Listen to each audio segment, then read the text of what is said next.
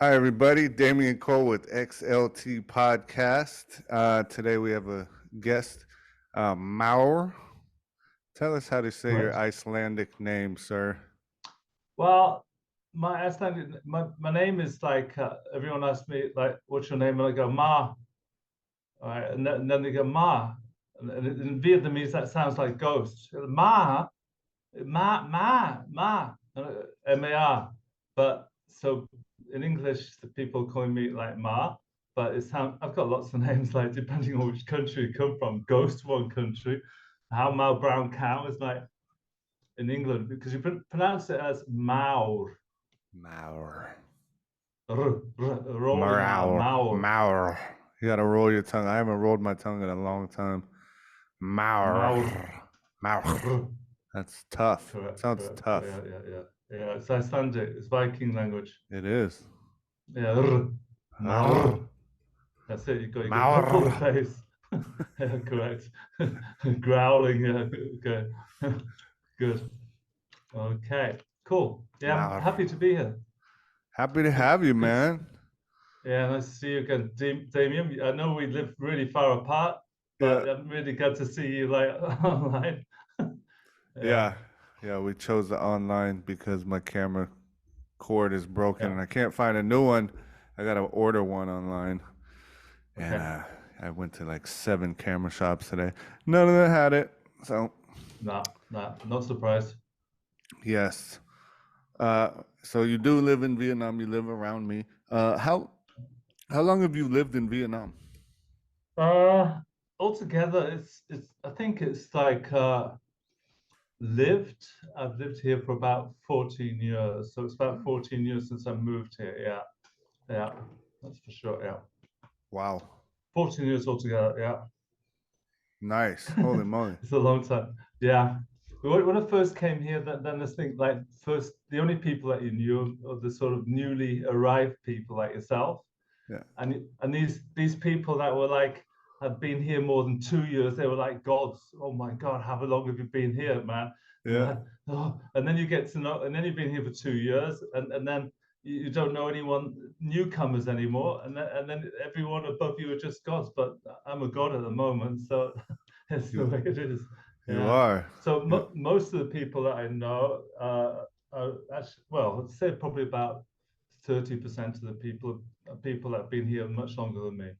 So yeah, yeah. Longer than 14. So You've like doubled my span. I've been here almost 7 years, going on 7. Yeah, newbie man. yeah. It's Yeah. it's goes by so fast, right? When you Well, it's just to wake up one day and go, "Oh my God, have I been here for 7 years?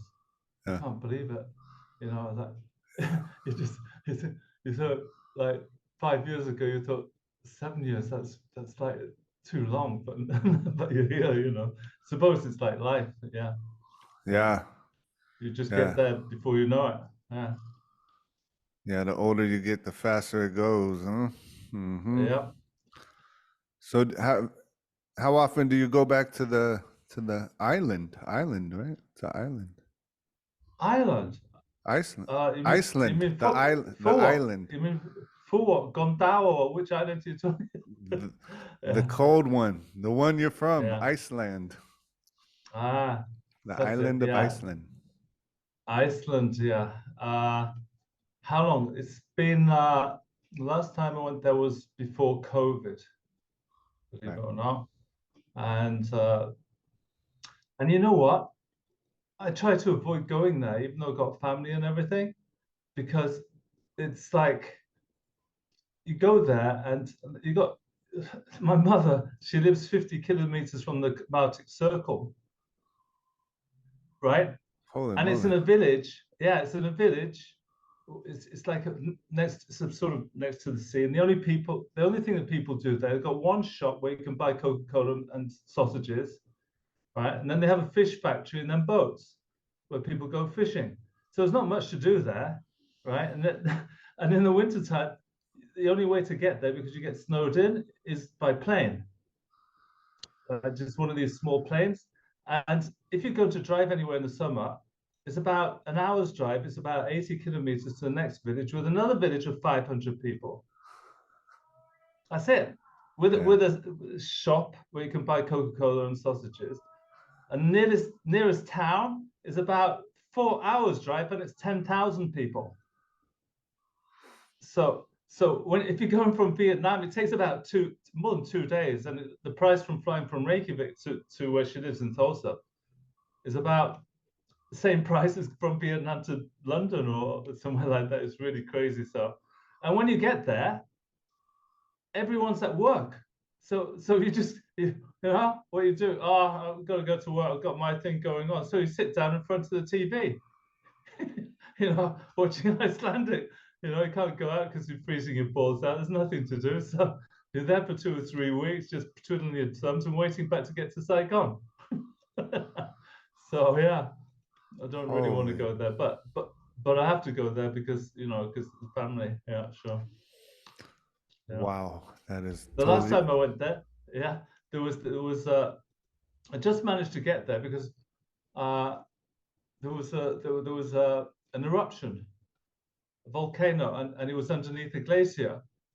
So so you have these it's a phenomenal that happens when there's a volcano that erupts underneath a glacier, right? You don't hear about that very often, right? So what happens is that the water, the ice changes into water and actually expands. So it's like a kettle almost, but so it's everything's boiling underneath the glacier. And then when it gets to a certain level, the pressure is so great it just literally lifts like the whole glacier up all at once, usually just on one side. And then you get a tsunami of water coming down on one side because it comes from the middle. Yeah, and it just takes everything with it. It's just a tsunami basically. It's like a toupee. If I had a toupee and the other wind, would Uh, poof, wow. it's like that. So I managed to get the plane, but there was warnings that we didn't because all the farmers and everyone's been warned about it. So I got there to Husavik, which is in the north, and there's a big river with a bridge going across it, and they were saying, "No one come across here, no one come across." So I got on the plane and had to hitchhike from the airport to this bridge. Well, for my mum, she came on the car on the other side, so she was waiting on the other side of the bridge, and it was quite amazing actually. And she came in a camper van, and so they were all drinking Icelandic schnapps and outside in the chairs like Vietnamese sort of thing, but with camping stuff. So when I got there, there was like sort of party there for me waiting on the other side. Just managed to get across, and so that was the last time I went there. So it's always a bit of an adventure, yeah, to tell you the truth. But yeah, Yeah, you guys got some real stuff over there, man. It's not like California. We have earthquakes, but we don't have glaciers. We do have, I mean, volcanoes, but not like real ones going off. Wow, that's that, crazy. that, Just yeah, you have imagine. them in Hollywood, yeah. Right, right. The green screen kind. Yeah, okay. I mean, they got them in Yeah, the West. They got them in like Washington and Oregon, I think, but nothing. California, we have earthquakes. That's our thing. yeah, yeah, Which yeah, yeah. they're pretty massive. I've been in a big one. I've never been in a volcano glacier combo, No, and it most turns people, into a tsunami. That's freaking yeah, nuts. yeah. It actually occurs quite often in the south of Iceland, but not so often in the north. And once it's gone through, it devastates literally everything. This is why the south part of Iceland, if you're driving there, you're probably about 4 or 5 hours, and it just looks like black desert because of the leftover from 5 or 6 years before that. Yeah, Damn. So do yeah. people live in the middle, or is it just all around the coast? Just the coast. You can only live around the coast because of the actually um, you can only live around the coast because of the sea temperature actually keep because it's like always in the pluses in Celsius. I don't know about Fahrenheit, but so that keeps the winters pretty mild compared to the rest of the, if you go up about 100 or 200 meters, then you should be freezing your balls off. You know, Like, so you have to live around the coast. You do have the odd freak that lives up there, but maybe usually it's because of work or something. yeah, Yeah, yeah, ice herders or something. yeah. Wow, that is wild. Wow, man. Okay, what a life. And you grew up there, and you Well, moved not to. really. I was born there, You were born right? there. Yeah, I was born there, and so we lived in an island on an island Yeah. called Vestmannaeyjar. It's the Oh, south part of Iceland, and we had to flee from the island because there was a volcano, of course. and yeah, and there was volcanic ash, and the whole town of about 5,000 people, we had to be evacuated, and so yeah. So we went to the mainland, and then my dad was English. He said, "Oh fuck it, let's just go to England then. We might as well. Can't stand this shit." So we moved to England when I was about 3 years old. Yeah, Damn. So that was yeah, okay. Because I remember there being a volcano that covered Europe in smoke, right? That was like 10 yeah, years ago, maybe. yeah. So, That's right. I've got pictures of that with me standing in front of it. so how, Yeah. like, is it just like volcanoes going off all the time? Oh yeah. Oh yeah. There was in the southwest. It was a big tourist attraction.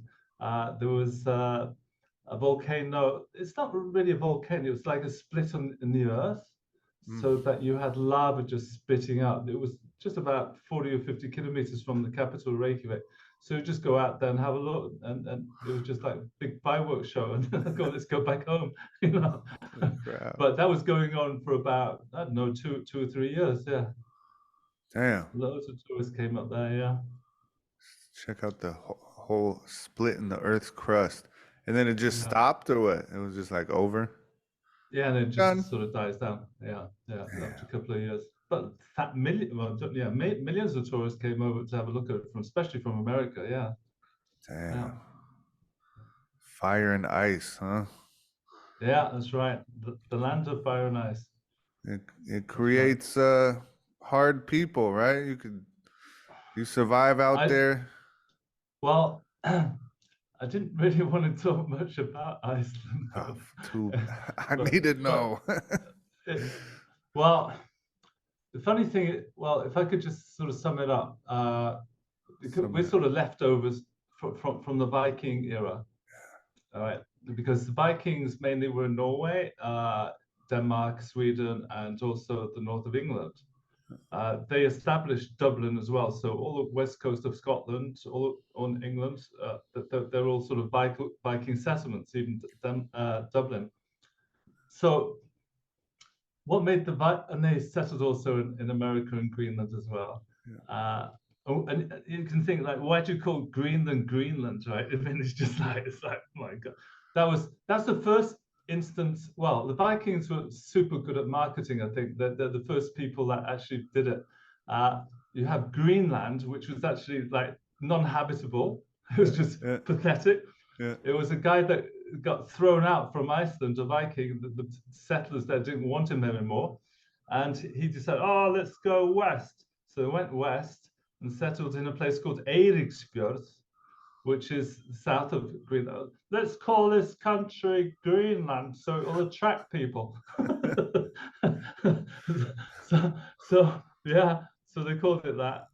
And then from there, he had two sons, and they discovered America and settled in America on the east coast of Finland, places like that. So there's quite a bit of trade going on between Iceland and Europe, and usually, I think people used to import logs, wood, and stuff, so they could build the houses from Norway, bring it, and we would send back again wool. The Vikings over there, yeah, wool from the sheep. So it's Yeah. actually it has got the first the oldest parliament in the world that's actually still going from 1,000 years ago, and it's still going today. Yeah, and Yeah. they call it the thing, The thing. the thing. Yeah, and that's where you just chop people up like because what it was basically, it was like the country was split up into different sort of areas. Yeah. So if you saw a farmer stealing some of your sheep, you wouldn't go and avenge him straight away. You go to the thing and tell everyone about it, and then you get permission to chop his head off. Yeah. Oh, that's nice. So all the scores, this is why it's like a democracy.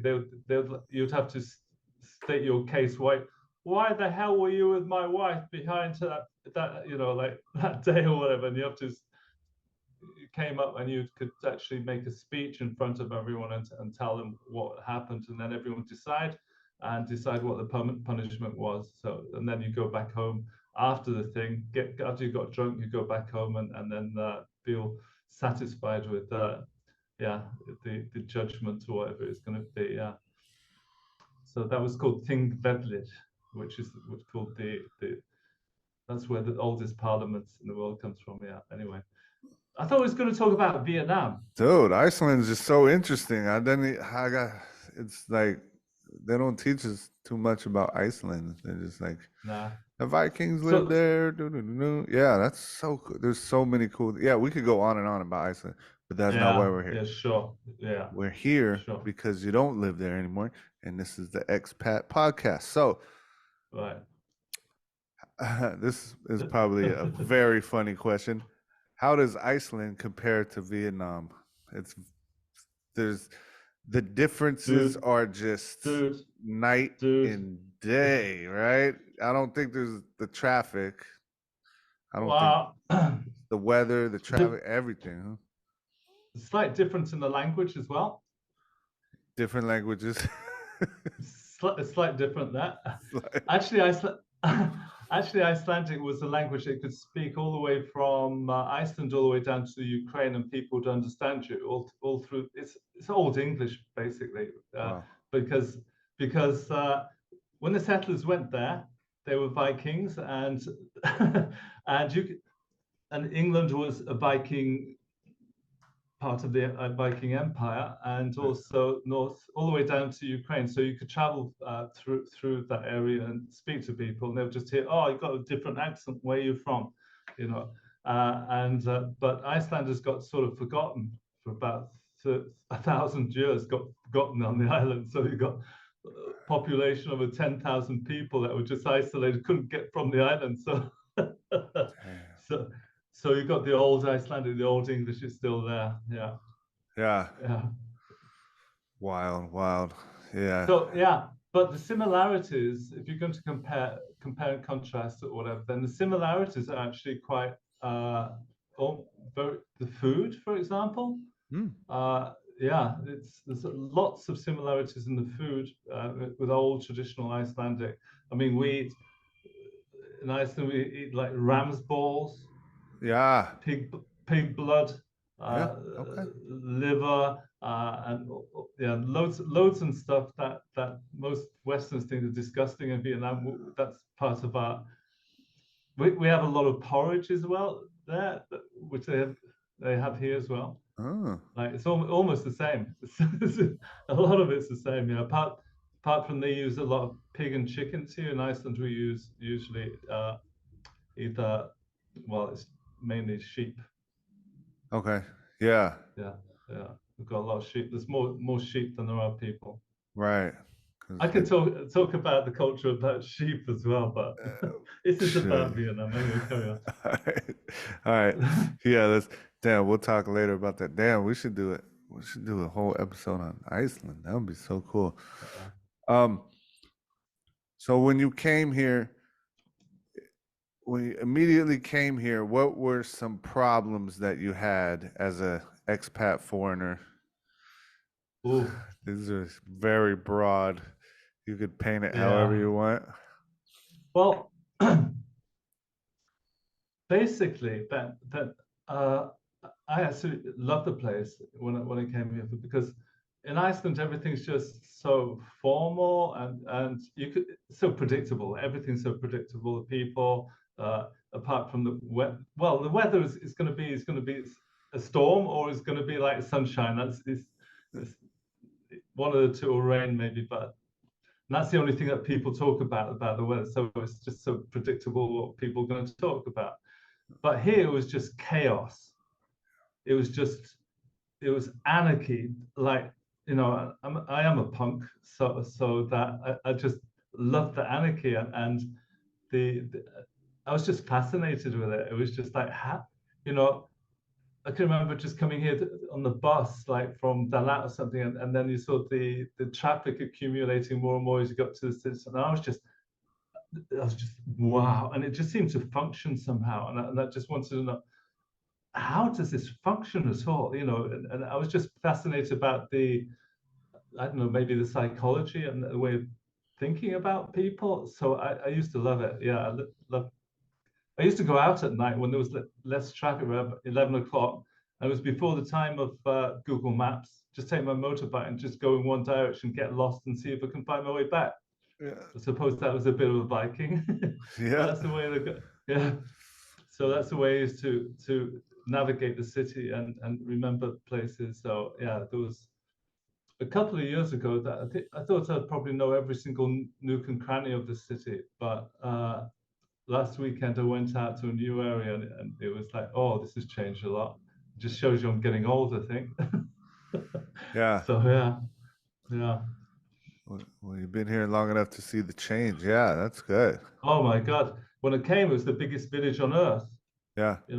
Literally, I mean, I came up to there was about two apartment blocks, and if you got higher than the sixth or seventh floor somewhere, you could see over the whole city, and it was just like it was just a village.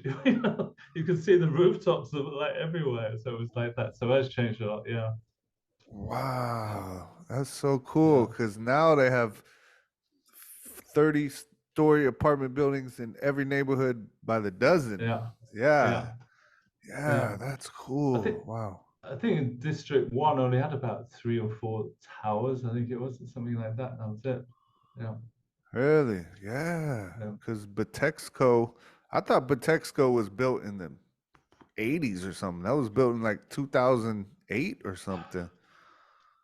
No, it was yeah, it was Or finished. maybe, Well, as far as I can remember, it was about 2000. I can remember eating like on the street next to it yeah. while they were building it, Okay. and looking up. So I think it was around about 2011, 12 or Okay. something like that. That Okay. was fun. But That's that place has puzzled me completely. They've got this heliport there, right?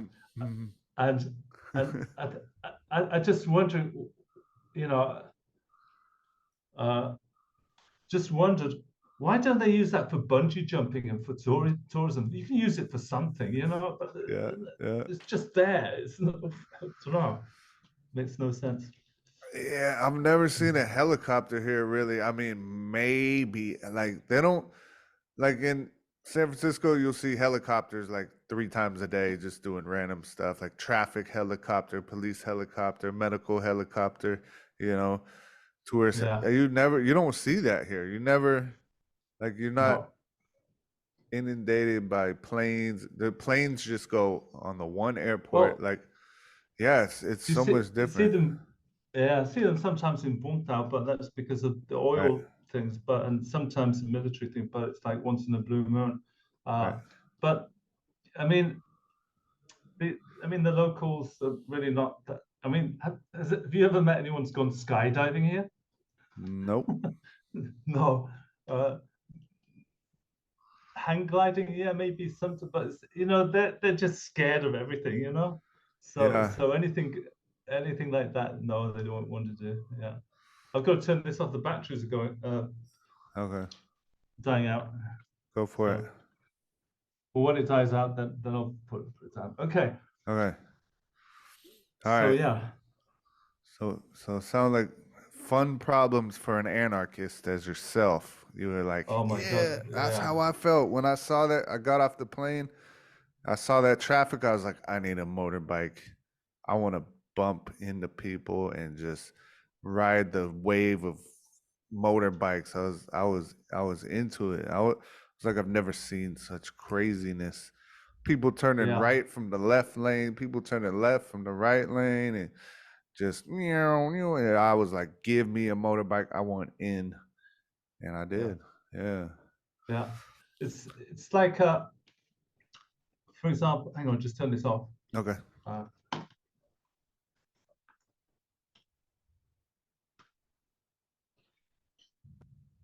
okay. Can you still hear me? Yeah. Yeah. Okay, cool. You hear me? So yeah, Yeah. yeah, it's a bit, the one thing that I've never sort of understood here is like they've got cars that you drive on the right-hand side of the lane, right? Mm-hmm. And they got the steering wheel on the left side, of course, like in America. Mm-hmm.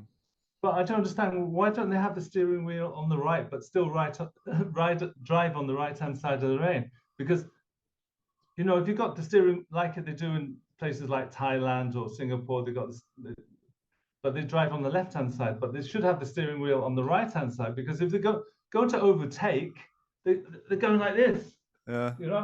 trying to look. That's the reason that you have the steering wheel, is that you can just look to the side, or but here they're going like this, holding, see if they can overtake. It would make a lot more sense, but no, everything is like that here. It's a bit weird. Yeah, you Yeah. overtake on the inside. Yeah. I think that's America's the same way, right? Yeah. I guess it's different. So Iceland is like the English side of the road. You do on the left. No, we changed in 1967 from English to the European system. Nice. So Yeah, you're on the right side, right. the correct side. Well, I'm not sure it's the correct.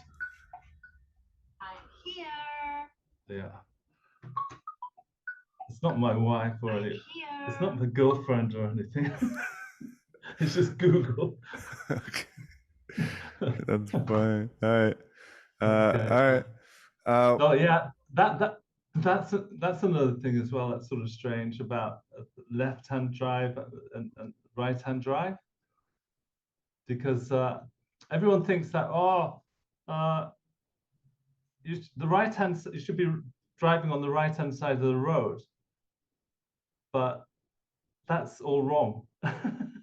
You should naturally be on the left-hand side of the road, because it comes back to history. In 1,000 years ago, for example, if you was on your horse, mm-hmm. right, and you were traveling somewhere, like I'm going down to London, or you'd be traveling in Beijing, I'm going to Shanghai, right? Then you're going on your horse. So if you meet someone, what side do you think is most natural to go, the left or the right-hand side, if someone comes on head on? To the, I guess for me to the right, because I was born Okay. in that way of So, so, driving. so if you don't know someone, and it could be like a highwayman or something, which side would you go? I guess if I'm sitting on the left, I guess pulling to the left would be the safest, Because you'd have because your then I right could hand. get, yeah, yeah. So in the right hand, you'd have your sword Oh yeah. or something to protect you, right? If you Right, went on the right. left hand and they were going to attack you, you would be going like, Yeah.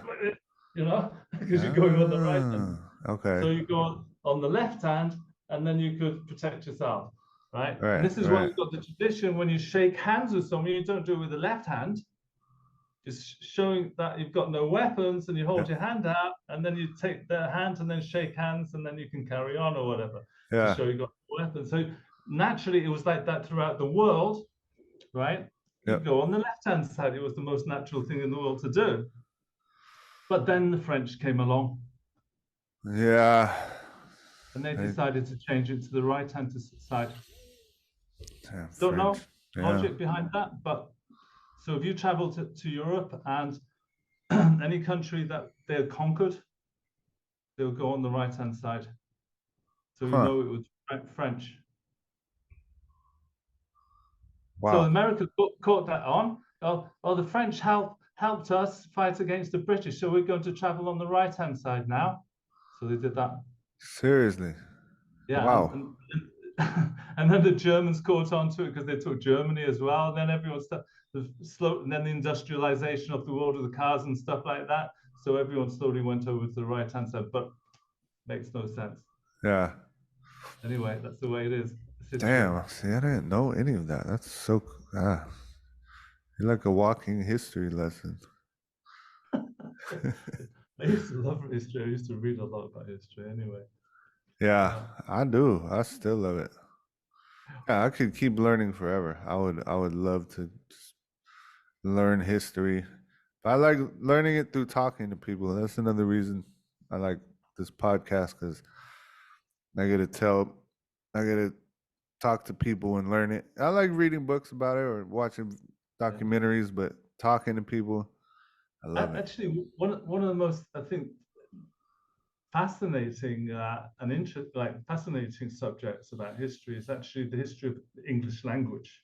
Yeah, I mean, it comes from England, and you know how it came from like a small culture in the southwest of England that was almost extinct, and it became so spread, and it's spread out all around the world now. It's quite amazing. yeah, Through the Americas and India. Basically, it was through trade. So if you wanted to do trade, then you'd have to learn English, and that's how it spread out mostly because of that. But yeah, but the story behind it is really good. Also, King Alfred the Great, the first king of England, and he actually invented, you could call it that, the English language, and he did it through. There was no country called England. right. There were different countries within England, but he had to unite everyone, and he did it through the English language by getting all these monks to write the English language translate from Latin to English the Bible, and then they spread the Bible out with the country. Oh, this is English. Oh, we're English now. Okay. Now we can speak a language that we all understand. You know, so they managed to get everyone together and then fight the Vikings. But yeah. Nice. He Anyway, standardized it, formatted it, and is like, all right, here we exactly. go. This is it. Get your grammar right, everybody. This is Yeah. this is it. Okay, more hit. Also, the All right. Americas, that was really super interesting as well with how they developed English as well. That's another story. It's Yeah, quite absolutely amazing, actually. Yeah. nice. Anyway, that's another podcast. A different Whoa. one. Oh, I mean, yeah. Damn, I want to hear all these things. Damn, I'm gonna have to get you on again. But okay, let's go to the next question. Actually, let's hold on because Zoom Just Zoom's gonna kick me off in 3 minutes. I guess it's not free anymore. I haven't done this in a long time. Hold on, I'm gonna send you a new link. I'll call you right back. Okay. okay. Okay. Wait.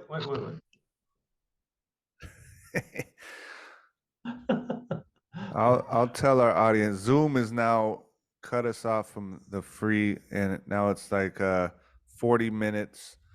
You have to pay subscription to get over 40 minutes of uh, recorded time now. So it's horrible. I'm gonna switch next time. I'm not gonna switch now because it take too long to sign up, and I don't want to make Mars wait. So let's continue. Let's go. What's your favorite food in Vietnam? Mm, favorite food. Uh, as I say, there's so much that's similar to Icelandic food. Apart from the spring rolls, they don't get that in Iceland. So I think it's just like the same as most people here. It's like buntit noon, you know, buntit Yeah, noon. yeah, Yeah, I think that's my favorite one. It's my sort of go-to one. The place I go down to Dishawan quite often, and I always stop by the place next to Benton Market. They got a mm, place on the road like plastic chairs and table. I yeah. think you know the one I talk about. And I eat there about 2 times, 3 times a week. It's like my Nice, go-to place. Yeah. nice. Okay, all right, I mean, cool. food here is like I know it's I enjoy it, but you can sometimes you get the craving that you need some Western food as well. You know, like some guacamole or something. You know, something a bit outside the normal, but yeah, otherwise it's okay. It's pretty good. Yeah. Yeah, As I I see could. in Vietnamese, they say you can't eat rice every day. Right, People say right. that's like a common thing. They talk about that with the girlfriends as well. Need some noodles sometimes. I love the Vietnamese like slang and the little Yeah. the idiosyncrasies of the language and stuff like that. With the slang is just like, okay, you can't eat rice every day, and you got to think about it. Okay, girlfriends. Oh, okay. Whoa, oh, wow, that's holy moly. It's Yeah. like, yeah, you got to put two and two together for that one, huh? Yeah. Yes. Okay. So that's your favorite food. Good.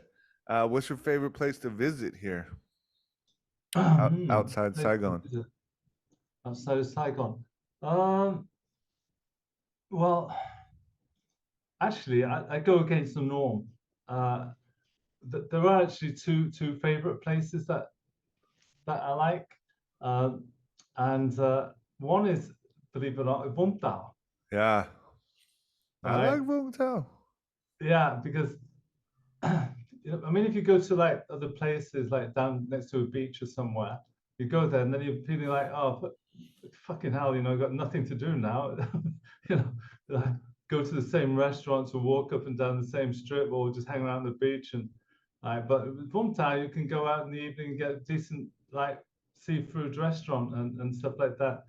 And it has got a reputation of like the beach has not been so good, but there is actually it's just like uh, Ho Chang actually. If you just go outside the other side of the peninsula, there's a big strip of beach there, just straight. And if you can go there, you can be there by yourself, and it's really good. So it's only like 10 minutes, 10, 15 minutes by motorbike to get out there. Yeah. So I like to just hang out there, or just go to like the front beach and just hang out there as well. So and it's only like from where I live here, it's only 2.5 hours, 3 hours by motorbike. So it's Yep. really convenient to get to. The other strange place that hardly anyone goes to, and and I know this is something that's bizarre that you probably won't get in the other countries apart from Vietnam. It's like if you go to Tay Ninh, which is like on the way to Cambodian border, on the way to Mok Bai, you just turn right before you get there and go for another 20 or 30 kilometers. Then they've got a city there, and uh, well, it's famous for Nui Ba Den, which you can go up like Black Widow Mountain or whatever it's called. But something so bizarre, they've got this huge water park there, right? Huh. And yeah, and if you go there, right, there's no one there. Yeah. You just got this whole place, a water park for yourself. Yeah. That's it. It's just no one there, and you can go around naked if you want to. There's no one Yeah. there, right? It's amazing, and it's huge. And so I like to go there because they've got these chalets that you can stay there the night Yeah. in the water park, and Wow. yeah, it's super peaceful, quiet, and you just hang out there. I think it's about $10 or $15 a night, Yeah. and you got this really super nice place. But now that we've been on this podcast, I reckon more people might be going there. I'm not sure, but it's a nice place to hang out there. And the trip up there as well, it's a good ride there. It's about 2.5, 3 hours. So yeah, it's nice. So those are the two places that I sort of prefer going. Yeah. Nice. Nice. Cool. Yeah. I've I think never. everyone's got their own secret places as well. So yeah. Yep. Yep. Yeah. There is. There is. There's like, Halong Bay. There's Da Nang, but then there's like, yeah, super secret places, and people don't want to tell you because they don't want to make it look like, like the tourist areas. They want to keep it quiet Yeah. because the thing about leaving Saigon, you don't want to be around a million people because you're around a million people every day. You want to go somewhere quiet usually. Well, this place it's called. I think it's called Dom Sen Water Park. Dom Yeah. Sen Dom Sen Water Park, and Yeah. no one there. No, Yeah. once I went there, and I've been in the town centre because I know the doctor there. He's a really famous doctor, and I used to hang out there. Then came back again, got into the water park, and just before I got to the front door, all the electricity power just cut off. It was just poof. Oh man. Right, you're just in the middle of nowhere. And you couldn't even get to find the door to get in. All right. That was really weird, but especially when you're high, it's like, what the hell's happened? Yeah, Yes. it's really weird. Nice. But yeah, it's really, really quiet and peaceful. Yeah. Nice. I gotta check that out, man. Cause I like, yeah, quiet, peaceful getaways. You'd When I'm enjoy it if you got some kids to go there, and then you can spend some quality time with them as well. Yeah, it's really cool. Got nice. waterfalls. They've even got like go-kart track there. No one on it, of course, but not even staff work there. You go there Wow. sometimes in the evening, and the receptionist, like, she's gone home. You know, that's weird. Yeah, It's just like, be safe, go ahead. yeah. Just the other place that I do like going to is when I'm in during Tet, Yeah. because everyone goes back to see their families, right? So the best place I like going to is Koh Rong in Cambodia and the islands there. Mm, So then you can get some peace and quiet. Yeah, nice. Yeah. Yeah. Yeah. There's, man, you could explore here for forever yeah. and find new stuff, man. Yeah. That's why I love it here. There's unlimited things to do. People come here. They're like, "What do I do?" I'm like, "Okay, there's Well, the thing is, do it's whatever you want. yeah. Whatever you want to do. You want to go to water park. You want to go to a city. You want to go to waterfalls. They got it all, man. Well, I think the secret is that it's just everything's about curiosity. You just go out and you do something, and you're just curious about something. Then you just fall down some rabbit hole in something or other, and then discover something. Yeah, yeah. It's so much fun, man. That's why, yeah, that's why we're here for 14 years, still not bored of it, right? Yeah. So let's go to the next question. Tell us what motivated you to move to Vietnam? Oh, What was the why Vietnam and why did you well, choose Vietnam? Yeah. I sort of chose and didn't choose. It was like it was just like fate almost. So 14 years ago was 2009, and coming from Iceland, I don't know if you know about it, but there was this huge epicenter of the financial crisis that came like from Iceland, right? Right. And prior to the financial crisis, like all the bankers going wild and lending money to everyone all over the place, and there was a huge building boom, and I was in the building industry at that time. So it was about 3 or 4 years before that where everything was just going crazy, and really, I just had burnt out. I was just so burnt out with all the demand. Everyone wanted doing things, and yesterday they needed this. Yesterday they needed like shopping mall building. You got to get it all. You know, it's just I just burnt out, completely burnt out. And I had a Danish girlfriend at that time who was living with me, and she saw that how how she was a designer, but she just said, "Come on." She had an apartment in Copenhagen, and so let's just get out here and go back. So the day before, so I was managing director of the company. There's some, I think, five shareholders. So I put my resignation and said, "I'm going to Denmark. I'm going out of the country now."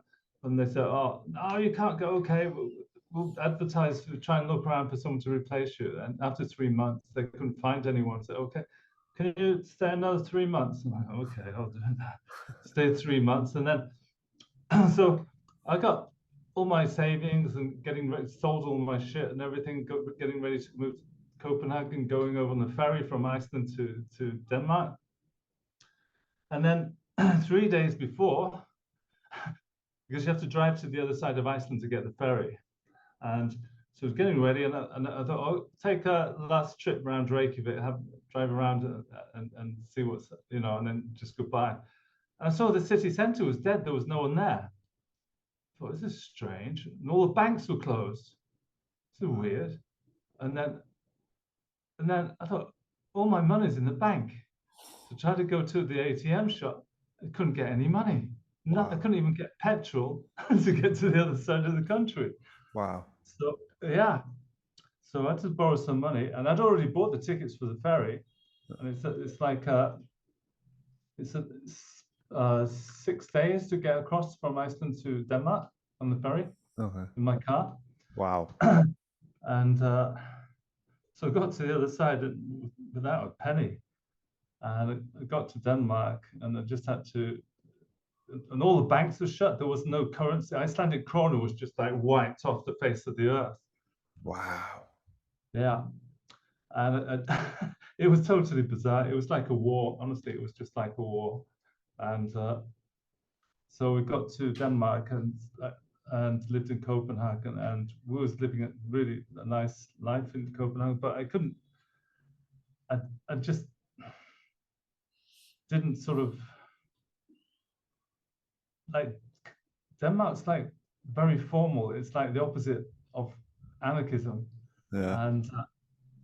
And so even though that we lived next to the most famous anarchist place in probably Europe, Christiania, then we decided, come on, let's just pack our stuff and then go to my girlfriend. She sold her apartment, and we'd just travel around Asia and unlimited amount of time.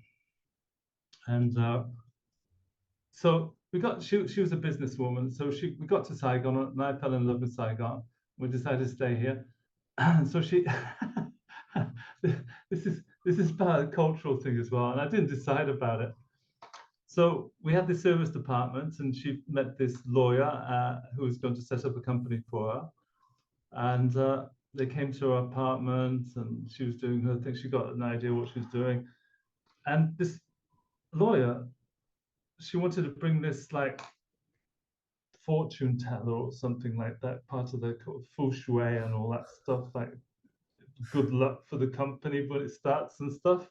Mm-hmm. So, so we got home, and there was a lawyer, my girlfriend, and this fortune teller sitting on the sofa. And I just walked in, and don't believe any of this stuff anyway. I walked into the bedroom and stayed there, let these women, because they're all women, carry on talking about their stuff. And then I got a call, Matt, can you come in here, please? So I went in. And this is the point that changed everything, my whole life, right? So the woman, the fortune teller, she said something. She said, oh, you got 3 kids. So how she know? I didn't say it. How she know that? And she said, of those 3 kids, right, you've got a favorite. And I didn't really think about it until she said it, but then I realized, yeah, there is, but no one knew about it. No one. Wow. Right. And then she said who it was. Right. So that freaked me out a bit. It freaked me out. Like I didn't acknowledge what she said or anything, but anyway. Then she went and told my girlfriend. She said,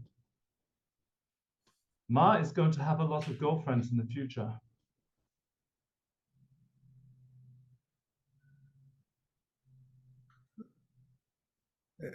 Yeah. So my girlfriend didn't really, she believed in all this shit.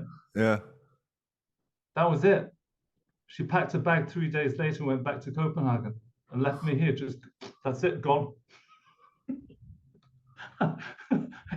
That's it. So it wasn't on my plans to stay. It was just gone. And how can you argue against that? Whoa. You hadn't even done it yet. It's Nope. like, Nothing. what the hell, man? Wow. And it was like a week until next payment for the service apartment. So she had all the money. All my money was still closed in Iceland. It was nothing. You know. Damn. But This is the wow. cultural thing. This is the cultural thing here, man. Wow. So the Yeah. fortune teller told your girlfriend, hey, Mars, in the future, wow, we'll have girlfriends. And then she believed everything, packed up and left, and She you was so stayed. much into food. She was moving the furniture around and everything in this apartment, and she Wow. believed in this stuff, man. And it just totally fucked me up completely. Damn. I can remember I had to move out, and I went into a friend's place, and I was on his bed, and I was just looking up at the ceiling, looking at the ceiling fan, and it was. I don't know if you remember the scene in Apocalypse Now, Uh, uh, but it was almost like it was just like a whole day just come, but the what's just happened, you know, and you're just yeah. looking up, totally numb. Wow. So That is that was my crazy. fate. That was it, and I've been here 14 years since then. Damn. So do you believe the fortune teller now?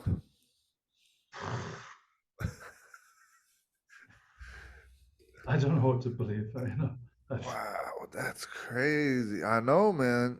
Women, they have a sixth sense, or they have a spiritual, they're in tune with the spiritual well, side. there was no.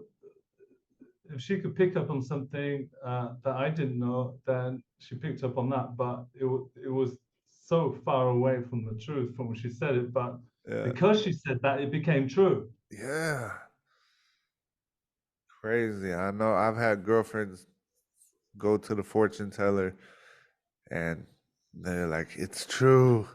They said I was gonna meet a guy with blue eyes. I'm like, oh shit. Well, Yeah, I guess it is true. I guess I don't everything know. they say comes true. I I don't know. believe. I don't know. I believe in stuff like that. I believe in like witch doctors, and when they put the bones in the thing and it tells your future, or the Have you chopsticks and they have you shake it. tried any of that? Yeah, I believe in it. I don't know. I yeah. don't know. I want to believe in it because I want there to be some kind of magic in the world. I want there to be not just us. I believe in ghosts. I believe in Yeah. aliens because I want it to be there. I don't want it to be just flesh and bone and just us. We're just like when we're gone, we're gone. I want that. I want it. Um, Sometimes it ruins your life, sometimes it changes your life. And I it guess could make it richer. Yeah. yeah. Yes. I don't know. I don't really believe in any of that stuff, not at all. But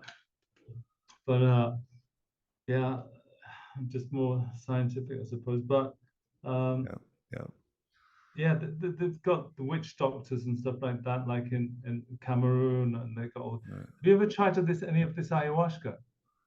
No, Ayahuasca? I never. No, no, anything like that. But Have you? no, but my son's friend, he was DJing in Nha Trang. He's from Iceland as well. So he stopped by my place, and he'd been it goes quite regularly to South America, and it says it just changes your life, everything. You've got purpose and meaning and stuff once you Yeah. do try it. But I've never tried anything like that. Yeah. Wow. Wow. So yeah, Interesting. really interesting. Yeah, and he changed completely. My son said he's a bit of a weirdo, but that's what he's into now. So it just changed his life completely. Yeah, Yeah. yeah, Yeah. doing all this DJ stuff. What's it called? That place in yeah, Chang. It's a famous place. So he was DJing there anyway. So All yeah, he right. was a nice guy. But, yeah, no, I'm not into that. So yeah, Okay. before I came to Vietnam, then uh, I've been sober for since I was the age of 26. Uh, Nice. went to rehab, and I had also rehab and went through the whole system. So I hadn't had any anything like no substances whatsoever before I got here. And but naturally, after you get 24 years sober and then coming here after a couple of years, it wears down. So he started, yeah. So yeah, I was out 10 years after I got here, like out in the wilderness, you know. Yeah. So yeah, so just got back, joined AA, and that's my sort of community at the moment, where I just sort of hang out. It's my closest friends. Yeah. Nice. Now I want to ask you, just being out of your country and being an expat, is life easier when you're sober instead of having to deal with drunken like nights out and stuff? I mean, that's probably a easy Oh, question. sure. I think I think it would be impossible, like for me, for most people actually, I think, because I got sober during lockdown. You know, it was either getting sober or jumping out the balcony. You know, it's like Yeah. it was terrible.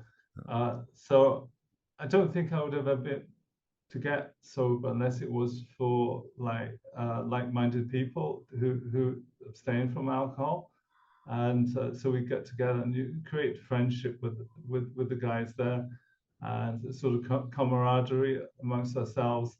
And yeah, the quality of life has got a lot better since then. I mean,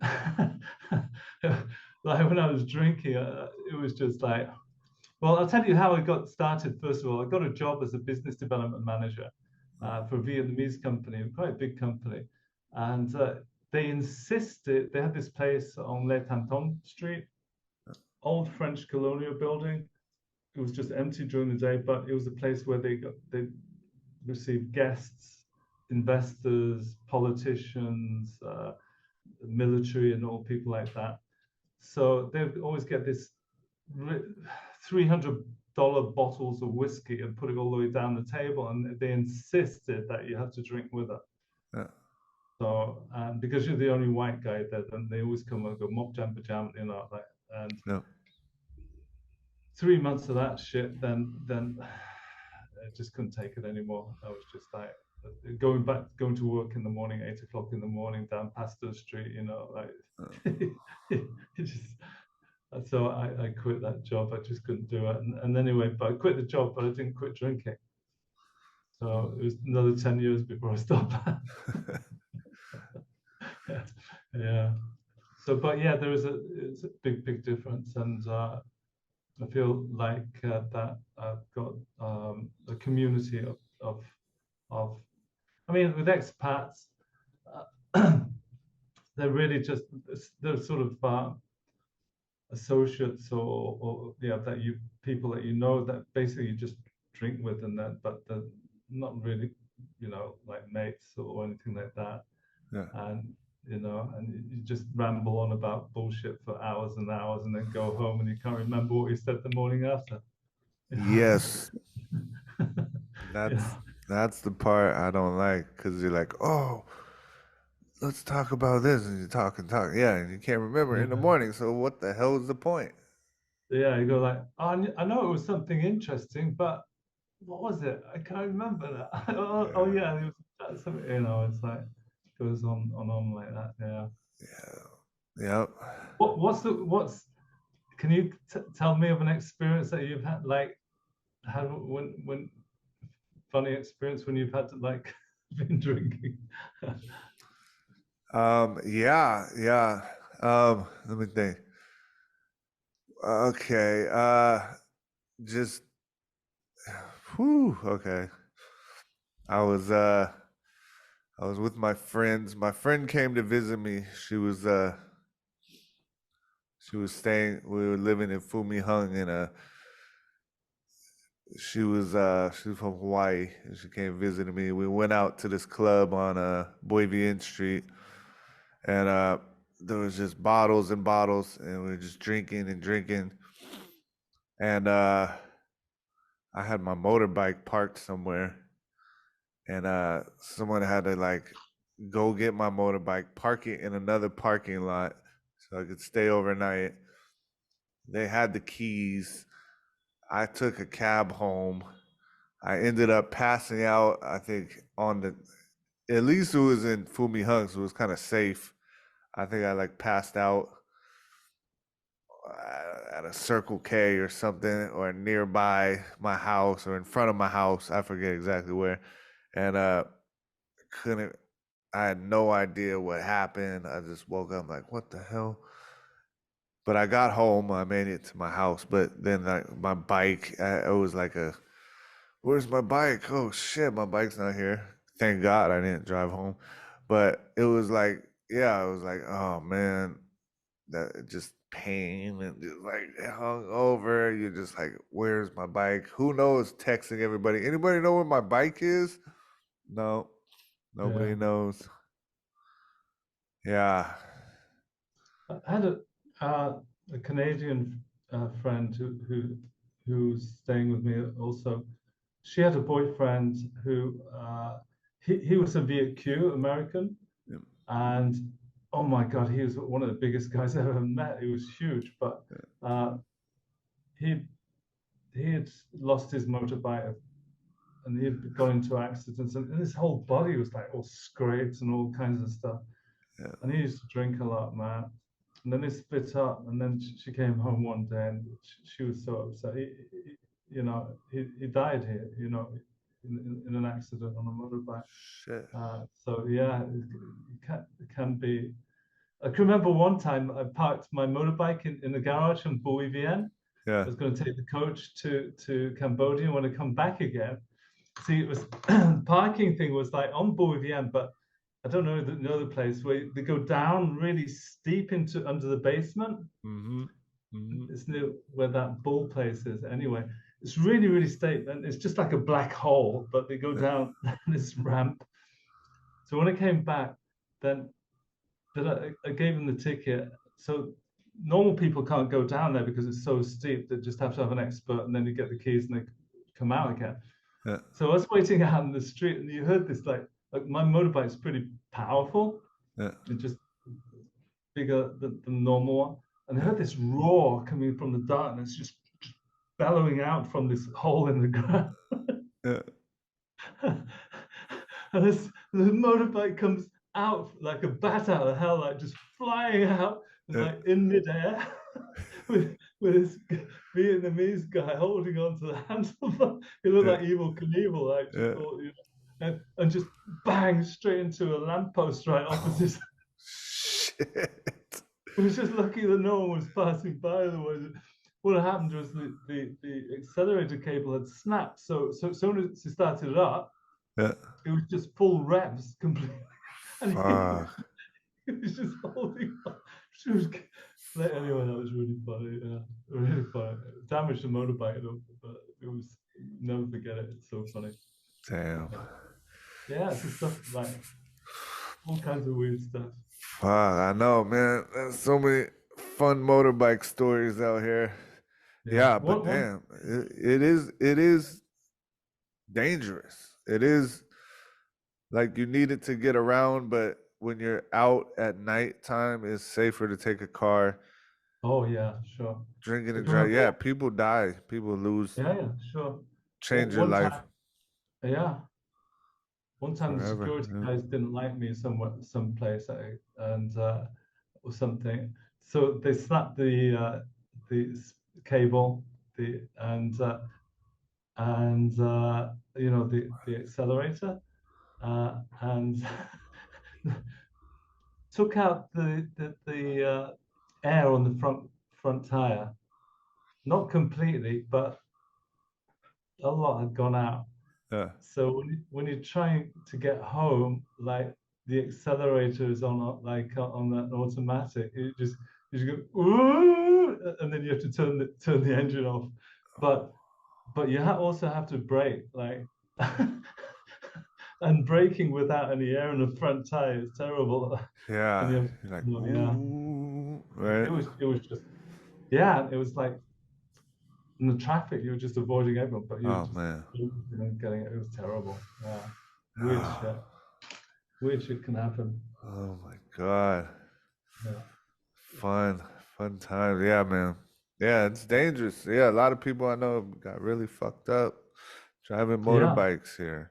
Some people I know will never do it. But either way, if you're on the back or in the front, I know people that have gotten into accidents either way. Yeah. Yeah. Fuck. Yeah. Be safe. Grab. It's good that Grab car is like so cheap. If you're gonna go out, if you're gonna spend money going out drinking, blah blah blah blah, why not spend $3 on a car? You know, Yeah. it's like $3. It's not like LA where it's gonna be like $40, $50 to get you somewhere you want to go in a Uber. Here it's like you could take an hour long ride and it'll be $10. Like Yeah. I'll take a Exactly. Grab to Vung Tau and it's like $40, you know? Yeah. Yeah. They've got, So they have got a sort of like etiquette, I suppose you call it, like traffic etiquette. If you do get into accidents, I mean, I've got into a few accidents like in daytime. mm, Uh, one was in Dainin in the north, and just two girls on a motorbike overtaking, and when I was turning, and just banged straight into me. yeah. And but all the locals came out, and they were pointing at me because the foreigner. There's Yeah. hardly any foreigners. It was his fault. It was his fault, and I insisted Course. no. I said no, no. I want the police to come around here. So the police came around. Then we just sat there with the police for about 4 or 5 hours until one of us gave up. Yeah. uh, but I noticed the girls that they see, for me, it was like they were putting an act on like how much they were hurt, even though they were wrong, and then everyone got sympathy for them, right? Yeah. Yeah. And I trying to take pictures of them, and they were trying to hide their faces and stuff like that. So it was only about, I don't know, 6 or 7 months ago that I was coming back from Wumtao on Monkey Island, and then this woman just came out from nowhere, stood in the middle of the road, and just looked at me like a rabbit, just caught in the headlights. And I was thinking, when are you going to go forward? And she just didn't move. So I hit her. And then all the locals came out, right? And I knew exactly what they were going to do. So I, I pretended I was really hurt. I was like, oh my, oh my leg, oh God, Yeah. exaggerating like hell, Yeah. right? Yeah. And usually it would be the other way. They go to the woman and help her and that, but no, everyone came out to me. Hospital, hospital. Bend there, quicker. Yeah. So I put this huge act on, and then they just came to me and said, "Oh, okay, just go, go, go, go, go, Yeah. go." Oh, okay, I'll try. Went. So it got to like play along with their game sometimes, and then you get to, you just learn stuff like that as you go along. Yeah. Yeah. Yeah. I've I haven't If got you, any accident like that, but I saw a cab take this lady out, right? And and the cab driver was making an illegal U-turn, hit this lady on the motorbike. She fell. Cab driver hopped out, put the bike back up, screwed the mirror back on, and the lady was like, "Okay, thank you," and just drove off. So it was like, yeah, in America that would have been like ambulances, lawyers, police. A cab driver would have lost his job, got sued. But here he's like, shoot, I'm sorry. Here's your mirror back on, boom, boom, dust you off, and send you on your way. Yeah. So yeah, I don't even think they have insurance. Well, they sell insurance. It's no. like $3 a year. Come on, what the hell? That's like, I know I've bought it before. You buy it at the gas station, the insurance. So it's like, what is that really gonna cover? Just for plasters that Right, you can right. You put. can get some box of band-aids. I fell off my bike once and broke 3 ribs, Yeah, and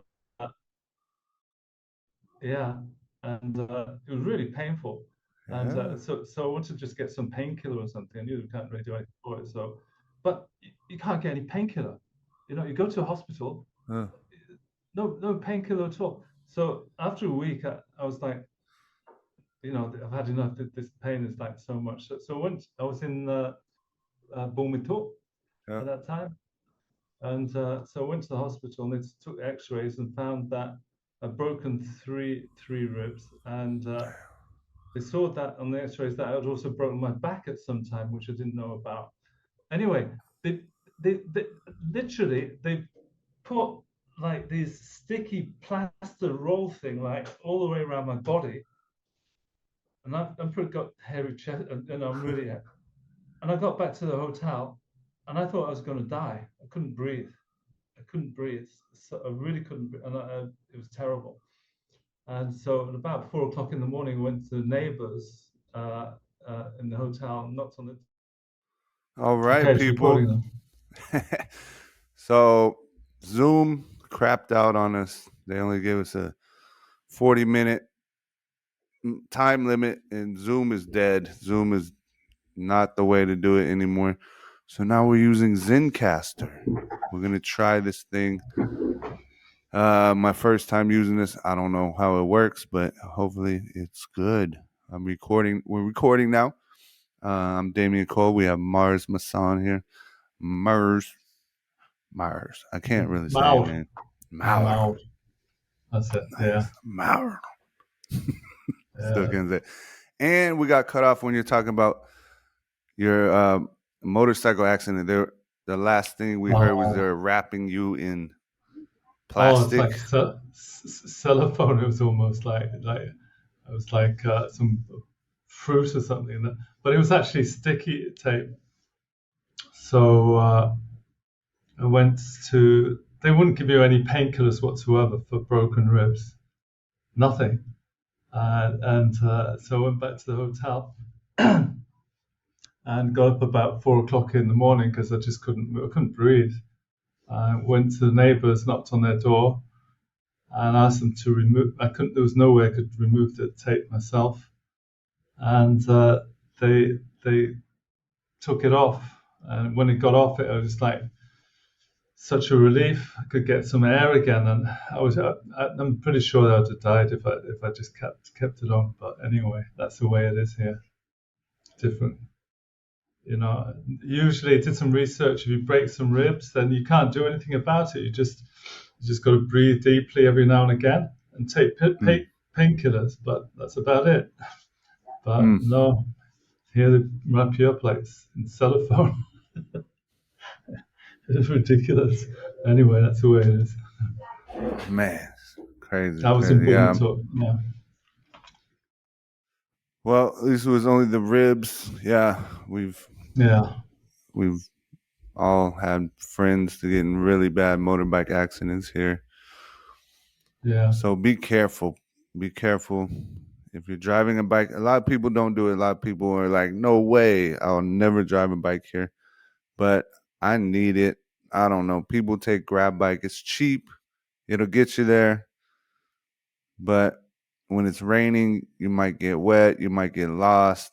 The grab driver might not come. So that's why I like to drive myself. It's like freedom. It's like the key to unlock the city. Yep. That's Go right. wherever you want, whenever you want. I suppose that's the good thing that I like about also Vietnam. It's like the sidewalks are basically just parking spaces, Mm-hmm. And so you can go anywhere and just go straight to the shop, park it, go in and come out again. Where like in the West, you're just hours and hours like trying to find a parking space, and then someone gets out and you just missed them, and you have to go around a whole circle again around the block, and then someone else has got it, and then when you eventually get to park it, and then it costs a bomb. Yeah. It's so expensive. And then the parking tickets. Oh, San Francisco is notorious for towing your car and parking tickets. You almost have to budget monthly for your parking tickets, like $300. Like you're going to get parking tickets. Yeah. Wow. I've had my car towed 1,000 times, bro. Yeah. Here, no. You park. Usually have a security guard watching your bike.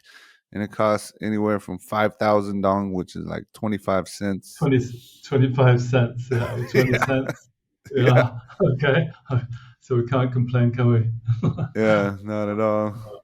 Yeah, you park overnight, it's like at the most like $3, something like that. It's great, man.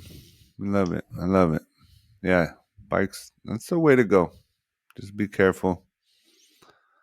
Yeah, all right, let's see. We got more questions here.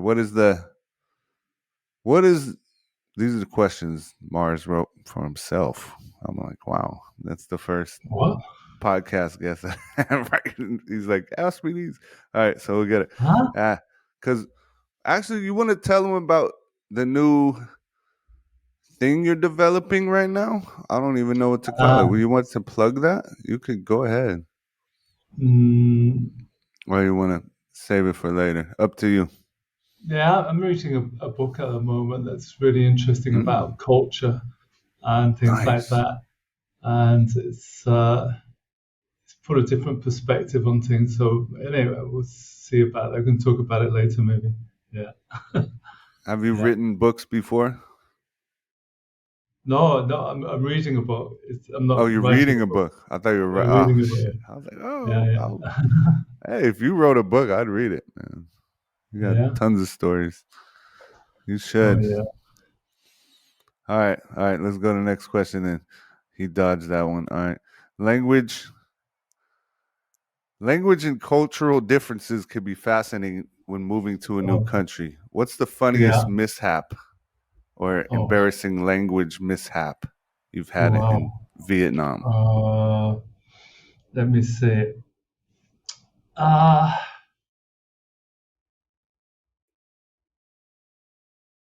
mean, it's almost on a daily basis that you can get misunderstandings, and it depends on it depends on what it is. But I can't really think of one particular funny one at the moment. Let me see. Yeah, I can't really think of any. I've had naturally quite a few, but mainly the misunderstanding is between me and the wife. you mean one thing and then it means something else to them, and it's going backwards and forwards, and then But I think the main thing is when you get a sort of misunderstanding is what I've sort of come to the conclusion of is that there's a different sort of cognitive understanding when they see things. Like we might see it, we might see something like this, and we look at it and we interpret it, and it goes to our brain, and we say, okay, it's a plastic bottle, and it's probably got something in it, and then we can think about it. What can you do with it? And then you can talk about it. But with them, I think with Vietnamese people, that it's different. They can see a plastic bottle, but they say, okay, and they can see that, and then they think, okay, what can you use it for? And they might think, it's harmful, or baby's children. It's just something completely different from us, and then they'll talk about it. So they'll sort of recognize something or interpret something that is different from what we do, from the cultural background that we have come from. So that's not that they're wrong or anything. It's that they just interpret things differently. For example, you can show someone this, and then you say, "But okay, what is it?" And they'll give you a different answer than what you would think it would be. And then you give it to maybe another Vietnamese person who ask them the same question, and they'll say exactly the same as the first person, right? So it's not that they've got it wrong. It's just everyone thinks that way, that everyone's thinking in a different sort of mode than what we do, right? So I think it's our duty almost. It's like to be a bit curious about how they come to these answers, right? And it's nothing really to get angry about or what that, it's something. Okay, this is a different sort of interpretation that you get than we get, and you have to be curious about those things. And there can be a lot of misunderstandings. I know that for sure, a lot. But because it's this culture that we live in, that it's different, and that's just the way it is. Yeah, that's so true. You got to realize it's a different culture. The local Vietnamese people that grew up differently from us, so they look at things different from us. Like we in the West, we look at things a certain way, and they look at it from the other side. And you just got to know that, man. When you go somewhere new, you got to go with an open mind, and you can't look at it through the Western lens anymore. You got to say, oh, why would I like how you put that when you said, like, you got to think, why would they think that way? Okay, I get it. Yeah. Investigate. And then you start to get it, like, okay, so they're more family oriented. Yes. Okay, mama, and you just think slowly, just slowly. I mean, it's hard to. I mean, they've always got this question, like in UX, that you learn about people. You ask the 5 whys, why, and then they'll say something, and then you go, why do you think that, and then you go deeper and deeper into it until you finally find out, okay, now I understand it. Then you can go backwards again. Okay, so it's the 5 whys. It helps a lot. Yeah. Nice. The 5 whys. What is I've never heard that before. Is that? Why haven't you heard of it before? Exactly.